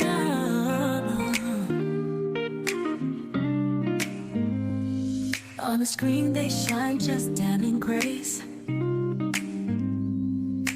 Featured on a show, a charming place. New in love, their eyes softly aglow. In the garden where heartstrings begin to grow. Dan strums the night with his dance so tight. While Grace teaches tunes as the stars light. Wow. Together they dream under moon's soft beam, spreading melodies where hope seems dim. With the chord and the K, they're a duo rare, turning silence into symphonies in the air. For those hearts that ache, they play to soothe. In their I'm getting a little misty-eyed. I am too. Dan, don't screw this up. Son, we got your back. Hey, Denny, if it happens, it happens. It's already happened. If it's not right, it's not right. What more signal do you want? What more gift of opportunities? Danny, wake up. No, they've just been dating a month. That's long enough. No. Who else is going to bring you to a radio show 1 month after dating? That's right. It's a sign. Yeah. It's a sign for sure. You know what else is a sign? Is that it's a home and garden show because regular Jeff is on the line. Hey, Jeff. Hey, what's up, fellas? Hey, buddy. I was proud of you for that you were able to cover yourself on a guest, but next time, do a little more homework, Pat. It wouldn't be a mystery guest then. Yeah, when I was a kid, my dad told me if I paid attention in class that I'd never have to take a book home because, and I carried that through life as like paying attention and doing your homework at school or whatever, and that paid on. So the next time you have a guy that plays the sax, have him bring a sax in. I would have loved to hear a little Bob Seger, maybe Turn the Page, or Springsteen and the E Street Band. Jeff, Dan's a little slow. That's the problem. He's just a little bit slow. He had this beautiful girl over here. We got to set it all up for him to make a proposal. Say, will you marry me? Will you stay with me the rest of my life? No. So you think that's the guy that's going to bring in a saxophone? Well, after 1 month, Wow. I mean, I'd carry the saxophone everywhere I went if I was making a living on it. Quite honestly, we could have him in like once a month as our house band. Yeah. Have we ever had a house band? I don't think we have. You might as well get one. All the big shows have them. I guess that's why we've never had one.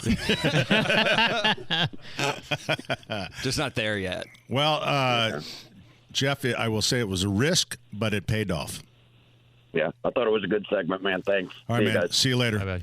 Regular Jeff. All right, we're coming back with more. Our number 239-9393. And Craft Corner is coming up next, 93 WIBC.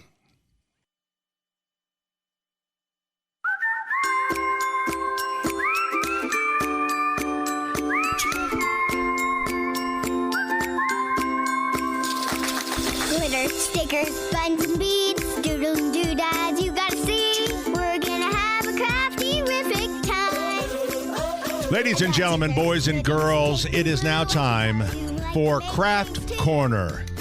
Unfortunately, our crafters are not here. Terry is at the home show. Allison is on the Gulf of America. Is that going to happen? We'll find out. That'd be hilarious. All right, so Jack Phipps from our Allisonville Road location. You'll see Jack quite a bit on Fox 59. And he is kind of one of our plant specialists out there and an all-around decent, great guy. What are we doing, Jack? Well, first of all, Pat, appreciate that. Today we are going to do... I read it like you read it, son. Yeah, word for word. Thank you. Today we're doing a little succulent planter. As we kind of get out of the Christmas season, you pull your greens inside. You want something else inside living, so kind of house plants. And people are getting, they get, go a little stir crazy. The cold weather, you can't get outside. So this brings a little bit of the outside in. It does. In this sense, we're doing more of a desert kind of succulent planter. So you get right now, a desert sounds great. It does. Okay, so we're going to do a little bowl. So really, any low, like be a nice little like soup bowl or like something. A candy dish. How much are they? Well, $7.99. Okay. But nice little plastic lightweight dish with a bowl, a hole at the bottom for drainage. Got it. And then to keep any dirt from falling out, we're going to take a little piece of landscape fabric. Okay, so very important because that drain hole is pretty big. Right, and if you just drop a bunch of soil in it, can pretty easily get clogged. And then especially with like a cactus mix, which we'll be using, has a lot of sand, so that is quick to wash right through. Guys, do the roots go through that hole also? Do the roots go through the hole? It can, yeah. So if you use landscape fabric, ideally not, if it's doing its job. Roots will pretty much go. They're like weeds. They'll come up through asphalt. I was going to show you, Jack's got, these are Hope Plumbing. These are little cups from Pumpkin Town, and Hope Plumbing sponsored those. Very nice. Thank you. Thank Hope you, Plumbing. guys. So next we're just going to weight that screen down, put a little rock down in there. Okay. Okay, next we're going to add dirt. I thought I did that well. You did. Okay, so Jack, you actually this is cactus soil, and you actually like this for house plants as well. Yeah, so I'll use this for anything that I'm planting inside because it just dries a little quicker. It's not going to hold water like a potting mix would. So more plants die from being overwatered than underwatered. So with cactus soil, because it drains, a lot quicker. It has more sand in there and less peat, a little more perlite, so that it just lets water run right through.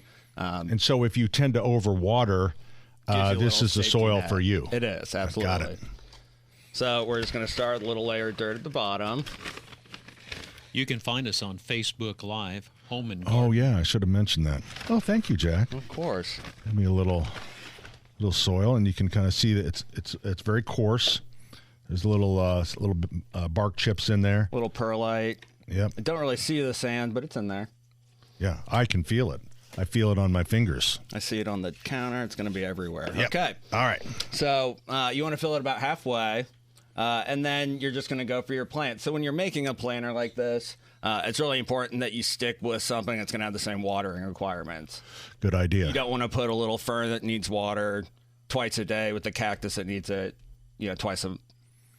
So generally, when you get to succulents, you're safe putting those all together. Correct. All right. So the things I look for are different sized ones, textures, leaf shape, color. These may all look the same to you. There's a lot of variation here. So we're just going to start picking one big one you want in the middle. So I'm going to go with this little guy. Oh, well, I'm going with this guy. Okay. Look at that little pot. Isn't that adorable? It's a little tiny, that's not even a 2-inch pot. That's like a 1-inch pot. So this is kind of cool because these aren't that expensive. No, so you can get a lot of these. $2 or something? $4. $4? It takes a lot to get this little plant in a little pot. I gotcha. But they're great quality Remember, plants. he's in retail. All right. So with cactus and succulent, you don't want to mess with the roots too much. You don't have to break them up? Not as much as you would like an annual. All right. And then you're just going to stick it right down in there. And then you can kind of use some of that dirt that you have in there to push. Pile up, yep. And then as opposed to like a annual planter, you may start, in the back or the sides. I need some more soil, Jack. So is that the thriller, the filler, so or the same spiller? rules apply to any. Thank you. So we have our thriller in the middle. The filler would be the things, kind of that middle tier, working your way around. And then the spiller, check out this finished one, would be something just kind of spilling off the side. All right. So, but how close you're really jamming them close together. So it's all about preference. Some people will do, 2 or 3 in here really spaced out and let them grow. I kind of like that look of a planter that's been growing together. And then you can kind of break them apart and do it over. Yeah. So, Pat, yours doesn't look very good. Shut up, just Jenny. Started. Yeah, I'm just getting started. So how many plants do you think you can get in this 6-inch pot? I think you could. Well, as a retailer, I would say about a dozen. I was going about baker's dozen, 13, 14. I wouldn't go more than, 4 or 5 in here. The more you do, the quicker you'll grow out of it. But I think you get so much more interest in there when you get. All right, Jack, I thought it was interesting you said you don't mess with the roots because, we always like outdoor plants. You generally are tickling the roots so that they don't girdle. Yeah. So for like a succulent or a cactus, when the roots get a little disturbed, they're used to taking. Yeah, no problem. They're used to taking so little water. Jack got some dirt for me here. Jack needs to stop talking and start planting. I am making a mess over here. I have a few great examples for you up here. But they're used to that dry weather, not taking in water. So when they get their roots disturbed in replanting, it's actually really hard for them to sit and deal with that water. So when you sorry, I about spilled a big old. We could really get in trouble. You know how Rob Kendall is. For those of you watching, Sullivan's phone can't stay connected, so we've dropped out a couple times. Oh, you have? Sorry about that. No, Pat doesn't pay his cell bills. Oh, shoot. We're breaking the internet here. They throttle his usage is what they do. Mm-hmm. All right. So I'm going to do one more to speed mine up. Yours looks great, Pat. Oh, thank you, Jack. Jack's just saying that because he works for me. I know what I have to say. Jack and I spent some time at down at Atlanta. We were kind of working together. I mean, we're not as close as Dan and I are. You got 33 people who are silly enough to watch you two. Wait, this is a great.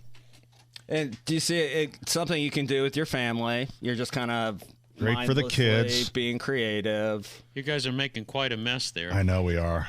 Dan said he'd come back and clean this up. Never invite Jack over for spaghetti. You'll be cleaning the table and the floor forever. I do have a great spaghetti sauce recipe, though. Do you really? Yeah, my mom's. Wow. I'm making it for years. I'll be darned. Okay. Okay, so when you're all said and done. You know, the thing about these succulents is because we don't water them very often because they're almost a little hard to plant because they were so dry. Yeah. So maybe you could water them a little bit before you start this project. I think it was Jack that told me to just use a spray bottle. Do you use like an eyedropper or how do you So water? with that kind of dry soil, the first time you water, especially something like this, something with a slow drip spray bottle, go back, hit it a few times. It's going to take a lot for that water to fully saturate. So if you can mist it, a few times to let that water soak in. And then you just water it heavy and then let her drain. Let her drain. And okay. Well, that's a good point. And then you do want to wait about a month to water it again. And you do want a plate underneath these pots. Yes, for a little So saucer. then we're throwing in we got various sizes of gravel. Top dressing. And so you can just roam around the neighborhood, pick up rocks. And then that rock's nice, too, to use it as almost like an anchor. So if you have a plant like Pat's, it's a little... Yeah, mine is hanging over there. But you can use some It's rock wilty. to pump it up. It's wilty. Really, Jack, yours looks really, really good. Pat Shut doesn't up, have Denny. any taste. Now, he gave me a defective plant. He took the best plant. No, you he saw didn't. what he did. He had the nice little, nice one right off the bat. nice little upright plant. Mine looks like a. Jack has some classic. Mine blue looks like it jeans. needs medication. Yours looks like it's corduroy one other brown. fun little thing to do is add some desert sand. Text me if you got that joke. Okay. All right. There it is. Look at that. Look at that. Look at that. Isn't that beautiful? And then look, you can take it into a last-minute Valentine's Day gift. Oh, look at that. Look at that. Now, see, that would mean something to your loved one. We put in a little pic that says... I hope Dan Nix is watching. Hold on. What it says is cute. Mine says, be mine. Oh, Jack, thank you very much. Hey, I think Pat. Dan is going to get jealous. Yes, Ethan. Dana says Pat doesn't have a finished look here. That's right. You know, Dana, you can just go listen to the Bob and Tom show. You look How like about an that? unmade bed. It Jack, looks great on this backside. Okay, here, let me spin it. Now, okay, you're Dana. saying, Jack, that All Pat's right, backside is better than his Wait a front minute. side? Wait a minute. Of his I planet. see what Dana thinks now. How about that, Dana? Is that better? I'm showing she's watching on Facebook. It's that real leggy thing in I the think middle. that looks great right there. Look at that. It looks great. Julie, Karen, Janice, Sonia, they all love it though. Okay, great. Yeah. Real fans. All right. Jack, Dana, thank what you to very tell you, much. too. Did we miss anything? No, I was just doing a little more. Any extra thing you have laying around, feel free to toss in. Dana says, don't get snippy, Pat. Welcome to my world, Dana. Snippy. That's a good point. So if you do have something too long, hand me the scissors, and you can do Sonia says just Pat's a plan little has ED. you A can- little haircut. I know that was my joke. Oh, It's like, Sonia, my way plant to needs go. some medication, but if you want to get snippy, you can and just kind of clean things up a little bit right over here. All right, there you go. Oh, that's a finished look. It's Craft Corner, everyone. Say goodbye, boys. Goodbye, everybody. guys. There you go. I thought that went really, really well. Maybe the best craft corner I've seen. Yeah, and I really think that Whoa, when the girls come are back, listening. Don't be saying that. Yeah. I hope Allison is not. I would you'll say, need you'll need to post this. Cherry, Allison, you have nothing to worry about. We're coming right back with more 93 to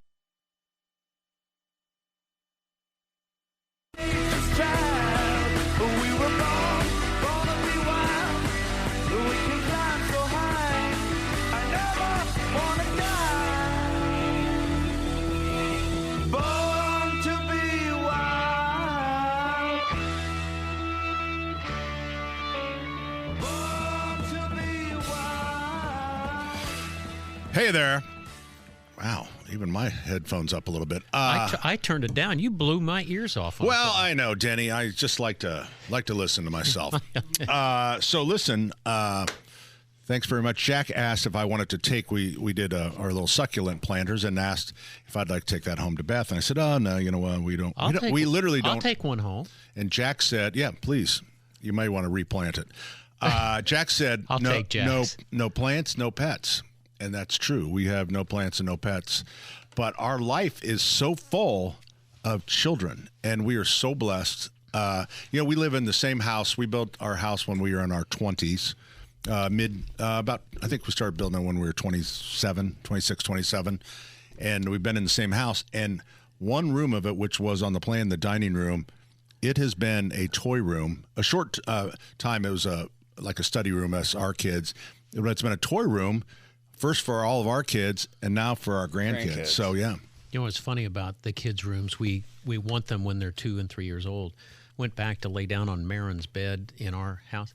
About broke my neck. Your granddaughter? Yeah, granddaughter, because it's so much lower. So first thing I did was pull the mattress off, raised it up about 4 inches to make it more like a normal bed because grandkids' beds were lower. Were you sleeping down there because you and Jane were in a tiff? Jane and I never fight. We really don't. Just asking. No. It's just a nice place to hang out. So we have our oldest grandchildren over for 3 nights. So that's Sully, Maggie, and Nelson. So Sully's 13, and then Nelson is 8. So what's 8 or 9. entertainment? Are you playing board games? What are you doing? Trust me, those kids are so busy with sports and stuff. They just entertain themselves. They entertain themselves. just cash and then out. we have the next set, Jenny's kids, which is Char is 4. Charlie. And then the twins, Elle and Lou, are 2. So we have those. They take care of themselves too. No. No. And then we have the babies. Oh, that is so Patty and Rory, who are both about 3 months old. And so we are full. We have more baby equipment right now in our home than we did when we had our own kids. Because, I mean, we have 2 high chairs. We have 2 baby beds, 2 full baby beds, a pack and play. It's the greatest. It's a blast, man. Don't it really you ever is. complain. It's the greatest. It's the greatest. Yep. So we have to have, because the country is suffering from, the world is suffering from low birth rates because no one's having kids. So well, we I did thought our that went up after COVID. Yeah. It did a little bit. Home. It did a little bit. There was one year when we went to neutral in the last couple years, but it's been about 1.75, 1.78. Remember it needs to be over 2, obviously. Remember the blizzard babies that came after the blizzard? Yeah. So, let's see. Let's get Matt in here real quick. Hey, Matt. Hola, Pat. Me llamo Matías y tengo una pregunta para ti. Okay. Je voudrais une bière, s'il vous plaît. Que es su pregunta? He was asking you if he had a question. Oh, yeah, go ahead. I was asking you for a beer. I was just using the advice that you gave me last year when I called in, which was if I had a claim against me, just speak Spanish. But I do actually have a question. All right, you got about a minute. All right, it's a trivia question. Okay. And Denny and Terry brought it to my attention a few weeks ago. Do you know who in the world is the largest manufacturer of tires? Largest manufacturer of tires. Well, I'm going to say Firestone. Don't look it up, Denny. I'm not looking it up. No, that's Allison. Allison is so quick on there. I'm saying Firestone. I would say Pirelli or Firestone. You're both actually wrong. It is the Lego Group. Oh, yes. You didn't say how big. You just said tires. He did just say tires. Lego. I would have never guessed it. The Lego Group. Are you a Lego guy? You could describe me as a Lego nerd. Do you watch the Lego show? Lego. No, it makes me jealous that they have all those at their disposal. Oh, there you go. Matt, thanks for the call. We are up against our hard break at the top, but appreciate you calling. Absolutely. Thank you, guys. Je voudrais une bière, s'il vous plaît. That's all I know. It's my French. So, all right, hour number 4 is coming up right after the news here on 93 WIBC. Is getting into the mid to upper 30s tonight, lows in the low 20s. I'm Wish TV, Storm Track 8 meteorologist Ryan Morse for 93 WIBC. And I'm Sasha Nixon, on the level, on the go, and on WIBC.com. This is like a heat wave. What? Yeah, the above freezing temperature. Yes. Mm-hmm. And we have at our stores, and this kind of came on pretty quick after Christmas. We still have a lot of just stuff that's socked in with ice and snow. So it'd be nice to kind of, but unfortunately, some of this stuff may kind of melt into your foundation. So that could be a problem. Yeah, I have to say, I love the snow, but when it starts to just become the slushy nastiness, then I'm not as enjoying. I remember a year, and I probably have said it because I'm still fascinated with this year. We got a base, I had a 4-inch snow, and then every day or two, I swear, it was a half inch, an inch, and it just was so beautiful for the whole Christmas. But it wasn't so much, not Christmas for the winter, but it wasn't so much that you felt trapped. Yeah. But it was just it was a beautiful winter. Yeah, it was really nice to get to, especially because I feel like last winter there wasn't much at all. So 8.5 inches, and I believe we've already got 16 now. I don't know if it's that much. I think they said it was 14 something. I think you both are liars, this morning. And you both need to do your research. See what I deal with, Sasha? I try to explain this. I think it's actually 15.2, but then with we had a few tenths. Was that yesterday? Or the day before? Day before. Okay. Few tenths. So you're still committing to the 16? I am committing to 15.4. Oh, wow. Okay. 15.4, and we're doing Price is Right rules, okay? So you can't go over. I'm pretty sure. What are you saying? I said it's 14 and a half. 14.5. Why are you so short-tempered with this poor woman? I'm not being short-tempered. I'm trying to get to the bottom of something. And you, Denny? I heard it was 13 or 14. I didn't hear that. You have to 14. 14. You're a butthead. Jack, what do you say? 14. Turn on your mic next Jack. time.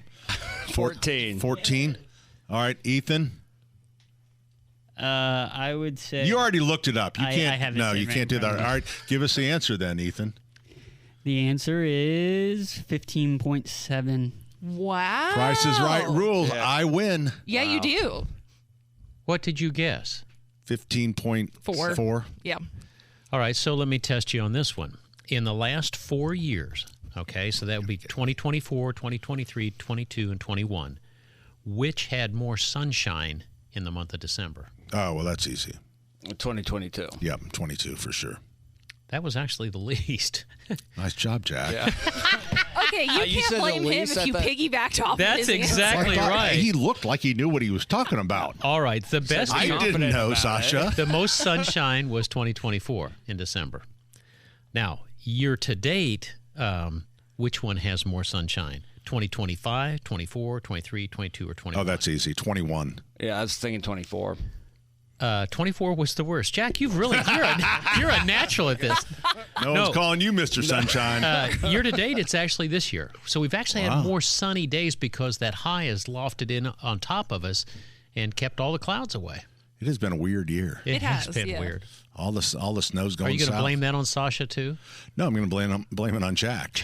Yeah. Jack can't find his hat. Hey, Sasha, believe it or not, maybe when my phone leaves the building, but I still have not got that text message. I mean, I may you have- gave me your phone number, I know, and but I typed it in. I know, so. but I think I might have blocked you earlier. Oh, what exactly did I do to warrant a blocking? Well, I think it was something your dad said. Now that would not surprise me. So Did you just throw your dad under the bus? I always throw my dad under. He lives under the bus. He lives in the bus out in the driveway. Oh, boy. All right. Hey, have a great weekend. Thank you. All right. We're coming right back.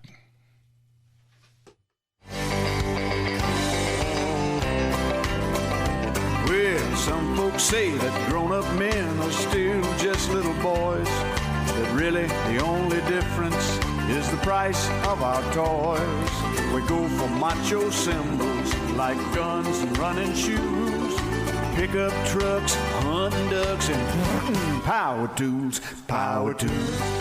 Hey, good afternoon. Welcome. Pat Sullivan, Denny Smith, Jack Phipps. Ethan is behind the board. Our number 239-9393. That's 317-239-9393. Can jump on board. Be glad to take your calls.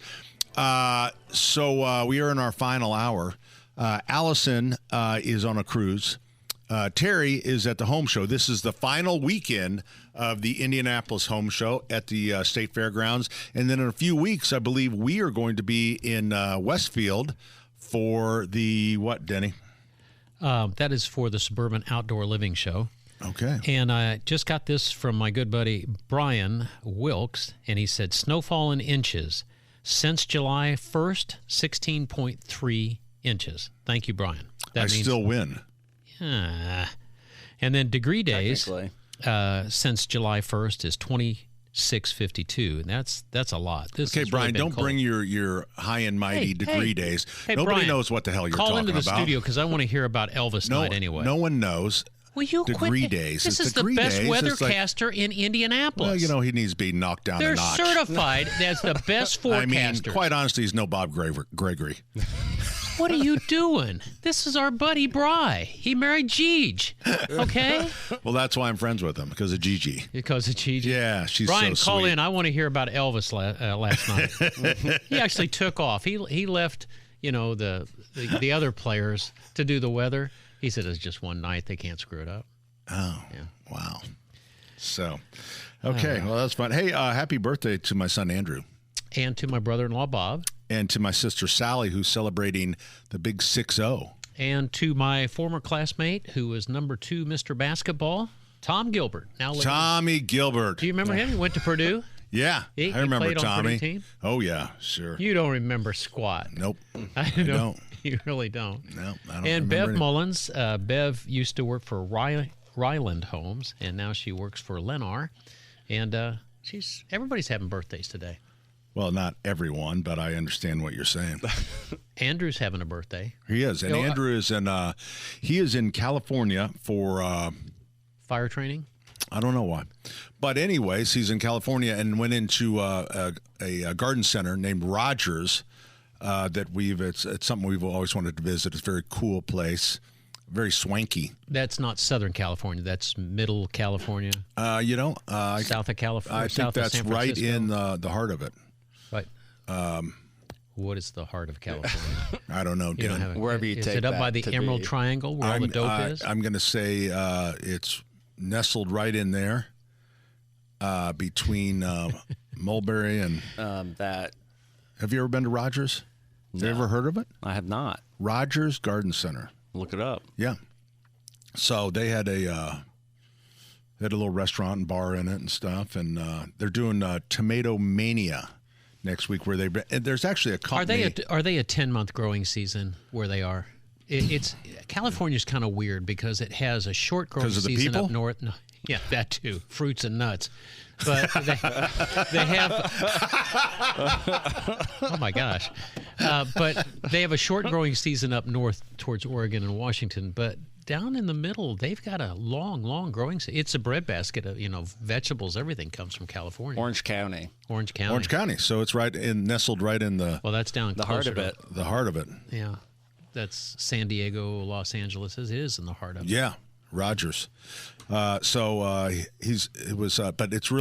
very, very California-like. So it's pretty cool. But they do this Tomato Mania that, and I think a grower goes around to different garden centers around, and they bring in literally hundreds of varieties of tomato plants. And they bring them in, and plants for sale. Yeah, they sell them at that garden center for a week, and then they pick up, I think, and then move to another garden center and each garden center has a different name for it. I think this is how it works. That's really fun. They got more tomato varieties than they do nationalities. They're crazy. I would love to be done with veggies in a week. If that could only happen. You mean at the store? Yeah, if everybody could just get all their tomato plants in 1 week. That would help us, wouldn't it? Yeah. Well, okay, now tell me why. They're hard. They're just small little plugs to take care of. I think it looks pretty bad when you have an 18-inch, volunteer out of that, and you got fruit on it already. And quite honest, the other thing is because spring for garden centers, you're moving just so quickly. So if I'm doing orders, I can zip by geraniums and I can see what I need. I can zip by flats and see what colors of impatiens we need. You go to tomatoes, hell, they all look alike and they're all mixed up. 20 start with B, 20 start with C. Yeah, and it's just like there's just so many. It's hard to look at a tomato plant too, and obviously tell what kind. No, that's what I mean. It is. You can't look. You have to get down and look at the tags. You can't look and see if it's a determinate and indeterminate. And really, the root. You're right, Pat. The root ball is so stingy that the poor folks have to water those things 3 times a day. All right, Wilkesy. Is this yeah, Wilkesy? This is Wilkes. It's about time he called in. There we go. Hey, like I said, Brian Wilkes from Fox 59 joined us on the program. He is no Bob Gregory, but... Man, you really have been on me the last Oh, my weeks. gosh, I like think a you claimed wet me. I was suit. 70-something years old last week, and what did I do to you, Pat? Because I didn't say blizzard. That's what it is, isn't it? Yeah, that's right. The B word. I remember that. Hey, how was Elvis last night? You were all dressed up. He sends me this picture of these terrible-looking shoes. I mean, I thought you were on blue the... suede shoes. They were fantastic. They look terrible. How many pairs do you have? A blue suede. Just one. That's all you need. Really? Yeah. Did you just get up? Beautiful. No. I actually, it was a blast. They had, I want to say there were a total of 4 Elvis impersonators. Now, I don't know if one of the guys came back. So they started off with the young Elvis. So you had the 50s Elvis. Okay. Fantastic. I believe his name is Omar. He came out and he just rocked it. And then they had like the military Elvis, and he was funny and he was cool. He came out and did, I got the Hup 2, 3, 4 occupation, GI Blues. That was cool. And then they did the 68 Elvis all-leather comeback special kind of Elvis, and then they finished with the 70s. I mean, it was a long show. It was a couple of hours, and it was live music, and they had the backup singers, and some gospel. It was fun. It was just cool. Oh, no, it was so much the fun. gospel singers, he started off with gospel from the very beginning. Was it the original group? There was one fellow that was part of that foursome that came out to sing that had sung with him, I believe, in the 70s, 71 through 77. Can't be exactly sure, but yeah, there were a couple of guys that got those deep baritones. Terry Stacy interviewed him, and he talked about before every show, Elvis would have that group come in and sing a cappella, gospel to him before he went out on stage. Great stories. Yeah, it was a fun show. There were a lot of people there too. It was at the Murat, the Egyptian Room. So it was a gas. It really was a lot of fun. We had a ball. It was worth taking that Friday night off to see it. That's for sure. Is this the Egyptian Room? Is that where you have to stand up? No, they were sit downs. Was there? That's the Egyptian Room. Yeah, they had all the people. The funny thing is that the women were running down to the stage too, and then the security would kind of push them back. That's hilarious. Really? Did they have like towards the end of the night they were getting a little more fresh and a little bit more beboppy by the edge of the stage, and they had to bring in some backups and such, and that was worth the entertainment right there. I mean, scarves and teddy bears were being thrown. How many people were dressed up? Like you kind of went dressed up as Elvis. Well, I had my Elvis glasses with me, and I kind of had my jacket. But there was actually a little girl that was in a 70s jumpsuit, which was pretty funny, there were younger children. There were younger kids and younger, the teenagers that were dressed as Elvis too. So I didn't want to be more like a Star Wars convention and show up like that. Did some dressed up. Anybody show up as bloated Elvis? I didn't see Dave the King there. I'm sorry, that was a monologue. Wow. Dave's like, wow, Brian, why did you?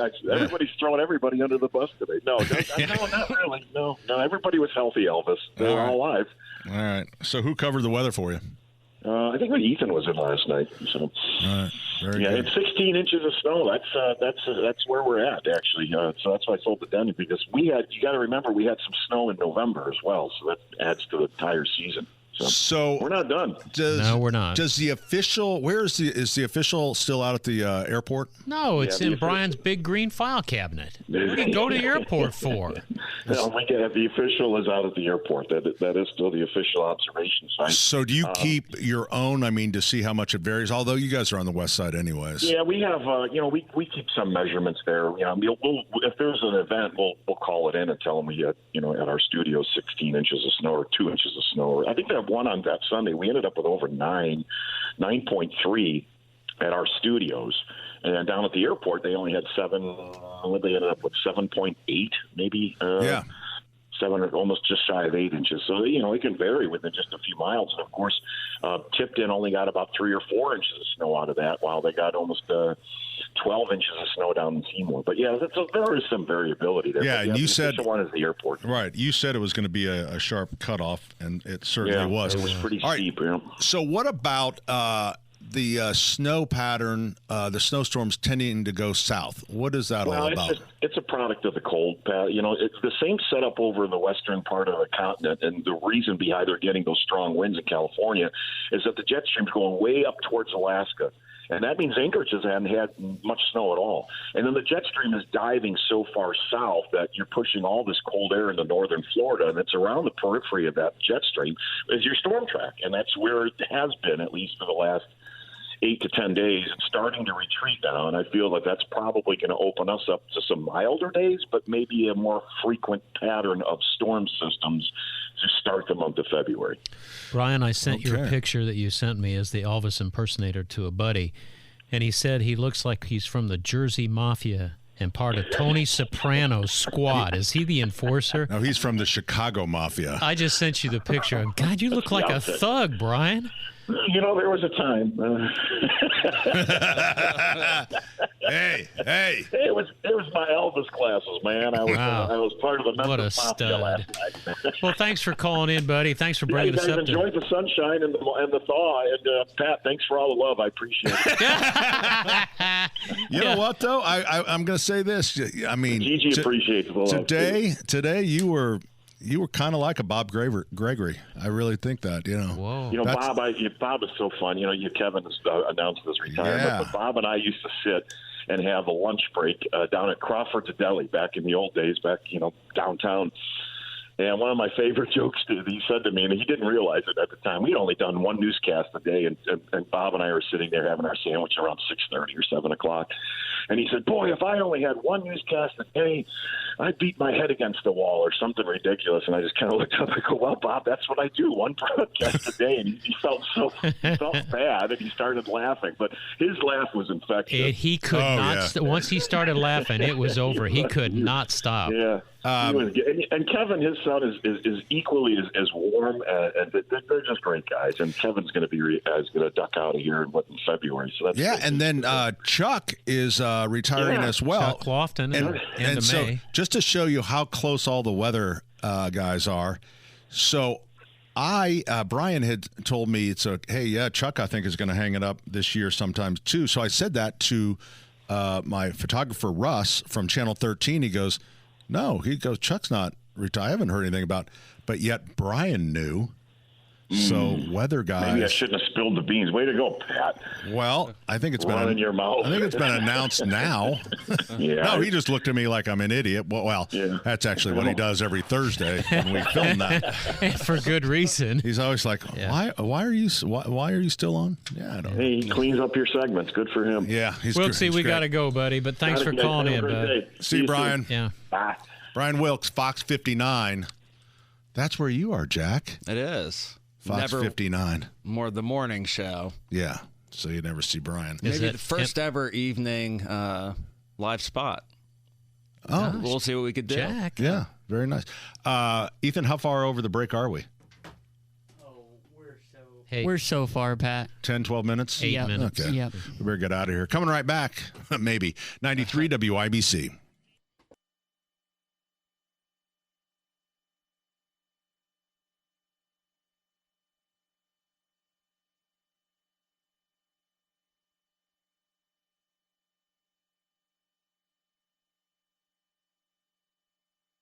It's a getting closer, going faster than a roller coaster. Love like yours will surely come my way.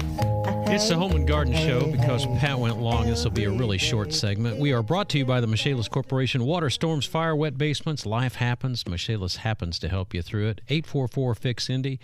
If you've got a flood, which is probably going to be pretty commonplace, don't forget them. 844-FIX-INDY.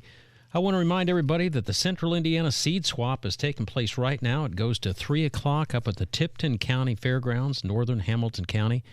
That's 1200 South Main Street. It's free admission, and you can buy, sell, and trade your seeds. They got expert speakers. They got free seeds. Our buddies, the Pepper Ladies, Tiny and Jenny, are up there. And it's a big drinking thing. It's not a big drinking thing. No, it is a big thing for seed swaps. People have some pretty good, vegetation that they want to brag about, and whether it's fruits and vegetables or whether it's houseplants, this is where you pick all that stuff up. Hey, be aware too if you do go, they will. I mean, you have to go through security. No, you don't. Because there's a lot of people start arguing when they start arguing over the seeds, especially tomatoes. There's a lot of it's pushy shovey. Well, I tell you what, you don't want to mess with the Pepper Ladies because one of them, Tiny, did roller derby forever. That's right. She is one tough gal, and she'll pick you up and spit on you. Yeah, no weapons. No weapons. So you'll have to check those. If you are interested in getting in pepper plants, peppers are the longest of the growing seasons, and you got to start them out early inside. These are the two ladies. Ask for Tiny, Act, or Jenny, and both of them have got booths out there, but they will help you along for sure. And she's got some pepper jelly that she's selling too, I think. So, Do you like pepper jelly? Depends. A little bit of sweet and a little bit of fire. Yeah, I would like sweet. A little too fire. I have trouble with fire. You got the tender tummy. Yep. Yeah. Well, anyway, since Pat went long, we will be right back. We're taking your phone calls, 317-239-9393. I apologize for that. I just lost But listen, Jack is here, and nobody knows more about houseplants. Yeah, we're going to talk houseplants. Absolutely. Yep. Right here. 239-9393. Your one blood donation can help save the lives of up to 3 people. Give blood through the American Red Cross to help hospital patients. Visit redcrossblood.org today. With all these weather changes, your house is going through some really dynamic changes. We have a lot of water. It gets into the ground source, and then all of a sudden it starts to heave. It can heave not only your foundation, but it can heave your sidewalks, your patios. You need to deal with that. Winter weather can be tough on your home. The freezing temperatures, the melting snow, the ice buildup, everything just starts to take a toll on the foundation, the crawl space, and the basement. If you've noticed any of these signs, cracks in the drywall, sagging or bouncy floors, sticking windows or doors, if you're starting to get heightened allergies and asthma indoors, even in the wintertime, that's the musty, moldy, mildew smells, that could be an issue, often signs of deeper problems within your home structure. Problems that will only get worse if you ignore them. So don't wait. You reach out to the folks at Indiana Foundation Service. They'll give you a free inspection. They have trained, certified field inspectors. These guys are real gentlemen. They come out and they uncover the issue and recommend a solution for you. They're not pushy. They'll say, this is what it takes to fix it, and you get to decide. But here's the thing. Don't wait till you have to sell the house to fix it, because then you don't get to enjoy the repair. And more important than that, nobody's going to buy the house if they know it's got a foundation issue. You can trust these folks. They're the trusted local experts in home care. It's Indiana Foundation Service.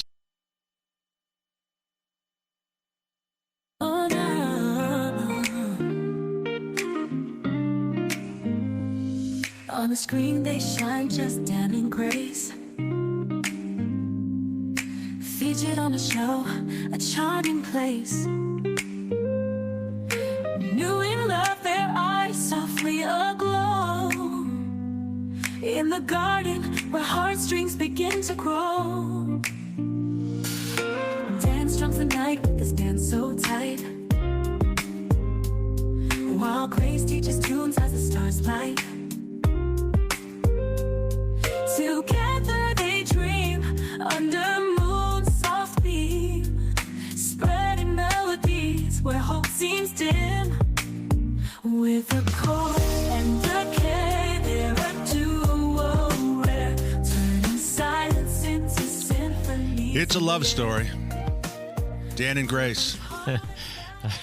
They were here at the 10 o'clock hour as our surprise guest. Long story, but I invited someone to be guest to fill in for I had a scheduled guest that got the flu, and so asked someone at an event. I was doing a teacher appreciation Had no idea dinner last night. Who they were, Nope. what they knew. I just said from the podium, I said, hey, I need one of you people to fill in. And at the end, he came and goes, hey, I want to fill in. I said, great. Here's my number. Text me. And then these guys, I realized I didn't know who it was. Grace just sent me a text. She says, I am crying laughing at the AI song. Thanks, thanks, Ethan. There you go. So they're paying attention. Good. You think it'll last? You think they'll get? You think? Oh, you know what? You just got to let nature take its course. We'll get a weekly update. Yeah. Yeah. If you get a little girl, Grace, I've always said that a little girl's name, Denny, would be really, really good. Really? If I'd have had a little girl, her name was going to be Denny. No question. Denny? Denny for a little girl, yeah. Like. Yeah. Poor Denny. Whatever. It all goes. So don't give me the stink eye, son. That's a good So name. a lot of attention to houseplants this time of year because we're kind of cooped up in the old home, and especially this season, it seems like. So we have a lot of people going to the garden centers. I always say go to the garden center to enjoy a greenhouse. Absolutely. Whether Such you a buy anything or spiritually not, lifting. It's just like it's wonderful for your mental health. It's energizing. It's uplifting. So I'll kick it off. You give us a call with your questions, 239-9393. Jack, if I've overwatered something, how long do I let it dry out before I try to resume? Now, and the reason I knew is because the plate below the big pot, the pot was maybe a 1.5 gallon, 2-gallon pot, was all of a sudden full of water, and it had never been like that. So for the most part, I'd say if you have something you're worried it's been overwatered, I'd wait for it to dry out completely. And how do you know? A lot of times you can get a moisture meter, which is that instant read thermometer. It can read soil moisture level about a foot down. Some people are finger people. They just that's what they shove people. the finger in. And then some people, I like to lift the pot too. If it's a bigger pot, I'll kind of gauge how heavy it is when it's wet. Can see how heavy it is when you it's drain light. off the water. I mean, you take it to the sink, you drain off the water and everything, but then you say to yourself, okay, how long do I not water here? And you think so again, it depends on how big the pot is, what kind of plant it is, but that finger test is really the easiest you can do. Feel top couple inches if it's dry. But you guys sell a ton of those moisture meters. it just takes away the risk of overwatering. The best lesson you gave today in the craft corner with you and Pat was use cactus soil. Is it more sandy? What's the difference? So the drainage, so it doesn't hold as much water as like a potting mix. But annuals, that need a lot of water every day, do benefit from a potting mix, but there are a few houseplants that want to be that. Now, what about in our gardens? If we, is there anything wrong with starting out our maters or our peppers with the cactus mix? Is that going to hurt anything? But I think that's what Jack is saying. It's like certain plants, the annuals, especially blooming annuals, they do need a lot of moisture. So are you talking marigolds, or what are you talking about? Yeah, anything. Marigolds, anything like any vegetative annuals, anything that's blooming. That's where you want the potting mix because it holds moisture. But on the flip side, a house plant doesn't like to be overwatered because of the heat outside. With especially in the summer and the late spring. Things are drying out quickly, so having that potting mix that holds moisture is very important. On the inside, a house plant, which we overwater, and they're so slow to dry out. That's why he's recommending the cactus soil so that it'll drain quicker. My Christmas cactus, I overwatered one of them. They're exactly the same size, different varieties, but one of them sucks up the water and uses it, and the other one, and I water them the same way, once a week. That's because plants are all different. They're people. They're all special. Those plants are people. One of them's named Sullivan. I can see that's the and you the just lush. Can't. There's no two alike. They're just like our babies. Yeah, it's hard to take you serious sometimes. When you do that lush voice. Oh my gosh. Oh well, you know what? Speed round's coming up. We're not getting any calls. I don't know why. 317-239-9393. Maybe they don't. See, you should never say that. Should never say that. You always say. Well, it's pretty obvious because we're not getting any calls. I would just say that we're not getting the quality of calls that we want. We're not getting the quality. And so, Ethan, the lines are loaded. Lighten up the filter, son. The lines are loaded with callers, but they're not of the quality that we're looking for. So continue to dial 239-9393, and if you make it past our, call screener, our call screeners, Ethan, we'll get you on. If not, we're going to continue to pepper Jack with questions about houseplants. We're coming right back. 93 WIBC.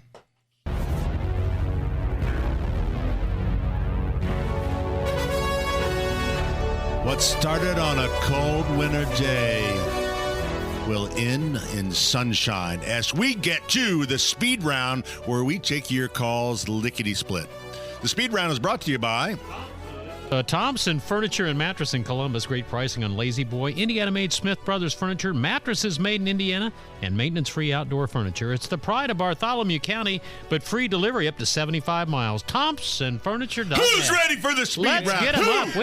We got some calls. You can't handle the speed round. I can't handle you. Lena? Is it Lena? Laney? Lana? Lana? Lena. Lena. What did I say? Are you a teacher? I am not. Oh, okay. Thought maybe I butchered your name but last you night. Were you were a friend of Dan, Nix. I am indeed. And Sweet Grace. And Grace. Absolutely. That sweet, sweet woman. She's the best thing that ever happened to that man. I know, but I hope he's listening. You know what? Is this going to last? Is this thing going to last, or is this just internet dating? I think it's going to last. I'm keeping my fingers crossed. It's only been a month. It's only been a month. Lena, are you coaching her? I mean, she'd be marrying a musician. Is that a good thing or a bad thing for a woman? It's a good thing if she likes music. Well, this lady, the glass is half full, Jack. That is fair. Yeah. So here is, let's see, where was that? Oh, daggone it. I want to get down here.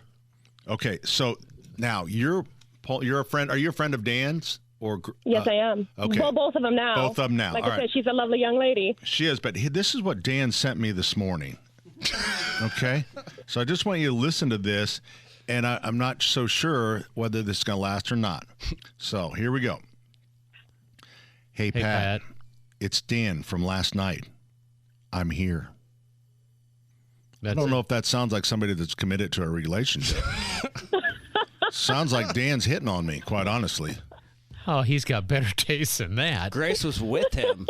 at the time, too. I know. That's how bold this guy is. Hey, honey, I was with Sasquatch last night. All right. Well, we had a lot of fun with your friends. They're great people. They are fantastic, and keep playing the song. I am thriving every time I hear it. Okay. That's cool. All right. You take care. Up next, we have Joshua joining us on the program. Hi, Joshua. Hi, fellas. How's it going? It's going great. Thank you for proving that loving plants and caring for nature can be manly. Of course.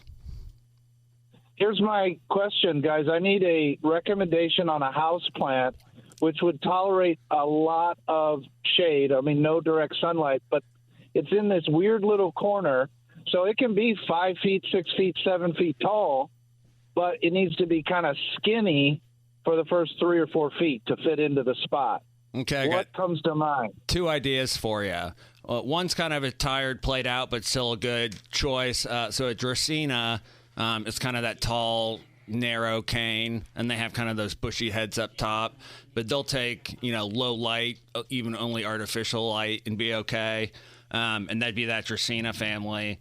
There's another really cool plant that you're starting to see pop up. It's called a natal mahogany. Whoa! Why? Whoa, what? Is that like the belly button plant? Yeah, a natal what? Mahogany. Huh.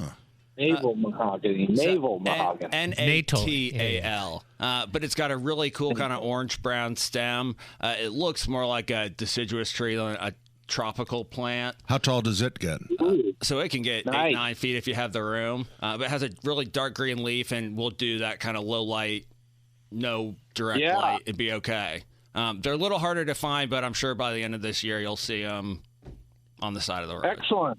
All right. Excellent. Good luck. Thanks, Josh. Thanks for the call. That sounded like an after-dinner drink. It was. The natal mahogany. Yeah. On ice. I'm going to take mine a double. Yeah, that'd be great. Oh, we also today is also one of our listeners let us know Irish Whiskey Day. Yeah. How about that? But it is National Seed Swap Day. Don't forget Tipton County. Nobody cares about that. Tipton County. Tipton County Fairgrounds. Take till 3:00. Don't go if you're not wanting to fight. That's a fighting. I'm telling you, that whole thing is going to be a fight. Wow. They're going to argue over tomatoes. It happens every year. Heather joins us. Hi, Heather. Hi, guys. How's it going? Hey, has Ethan ever wrote a AI song for you? Actually, yes. And he made sure that it said that I stink in the song. Whoa. Now, this is Heather. This is Ethan's fiance. Boy, that's kind of a loving approach to tell your future bride that she stinks. Yeah. Who's on the phone again? Who's on the phone again? Yeah. Oh, boy. I think she does have a little plant question, though. Oh, let's hear it.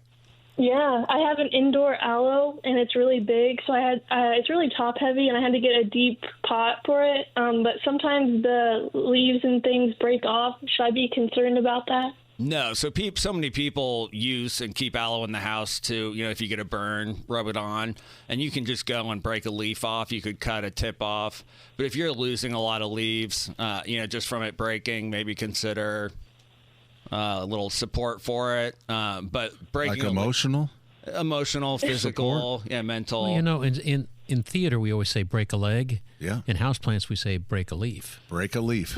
Break a leaf. Right. But you don't think there's any problem with the plant itself? A lot of times that soil likes to stay dry, so if you can, I'd get it in maybe even a taller pot, but then only keep it planted about halfway, 3/4 up, so you still have the wall of the pot to kind of hold it up. And Heather, use that cactus mix. That cactus mix will allow it to drain much more efficiently. I would just put a chair and have Ethan sit next to it and hold it. Yeah, I should do that. Yeah. That would be a really good idea. I think that's your best bet. So, hey, thanks, Heather. It's great to hear from you. I'll put you on hold because I know you two probably want to make some conversation. Conversation. Making lovey noises to each other. Poor thing. Is the aloe? Is that like the standard is when you prune something it stimulates growth? Is that the same in a a succulent's different. So if you were to cut it back like you were trimming back that tall one, if you cut it, it can push out new growth. But like an aloe leaf, if that leaf breaks, it's not going to regenerate that It'll leaf. probably just heal itself. You know. Gotcha. Caliso, yeah. Caliso. John joins us on the program. Hey, John. Hey, good afternoon. You guys are doing great. Thank you, John. He was talking to me. I missed the girls, though, but that's okay. Yeah. John. So do we. Me too. That's why we had to bring everybody else in Hey, here. you're doing fine, limping along. Okay. My question is this. We got about 7 to 9, I think they're called giant abrovites. Yep. And we planted them this past summer. We did some landscaping in the back. And I'm watching them and looking at them. They're still green, but just getting a lot of kind of like brownish. Almost like a copper hue to it. Yes. So they Is that normal? They do get a bit of a winter color, and then come spring when we get some new growth pushing out, you'll get that green back. Great. If it's all over it, it's probably fine. It's when it starts to get brown in spots and turns crispy. Yeah, that's leprosy. That's a bad sign. Yeah. And arborvitaes are shallow rooted, and they are the number one replaced plant. We're going to have to be replaced on warranty, and because Lowe's handles our warranties. Oh, Pat, don't say that. They have been cranking out. They have to replace a lot of those for our customers. John, we're getting a good snow melt, and that melt needs to go right down to the roots of those arborvitaes, and so they need water. And this is a good time for them to pick up a little bit of moisture when we get this melt. Yeah, fertilizing in the spring with Hollytone would help kind of bounce out of that quicker. I too. love that Hollytone stuff. Super. That's good stuff. And just one more thing, Pat. Yes, John. We need you far south. We need a Sullivan's far south, around the St. Francis Clair, around that area. I'm so tired, John. Well, you got Miss M's down there in Bargersville. I'm so tired. Just south. There you go. Well, we'd love to do it. But you know what? My kids will be taking reins soon, and if they don't get along, probably one of them will want to go south. So we got that. Thank you very much, John. Appreciate the call. Got time for one more? Real quick. Hey, Darren, we've got just a second. What's up? Hey guys, I had a brown spot on my ceiling in between the hallway and the dining room, and the paper started to peel back from the drywall. I had a plumber in here that couldn't find anything. So did this just happen? No, this happened over like 8 months. Okay, so if I was concerned about the ice dams, but we're running out of time. I wouldn't be concerned. I'd be if it's dry, don't worry about it. Sorry, I can't answer more. We got to go. Abdul's next.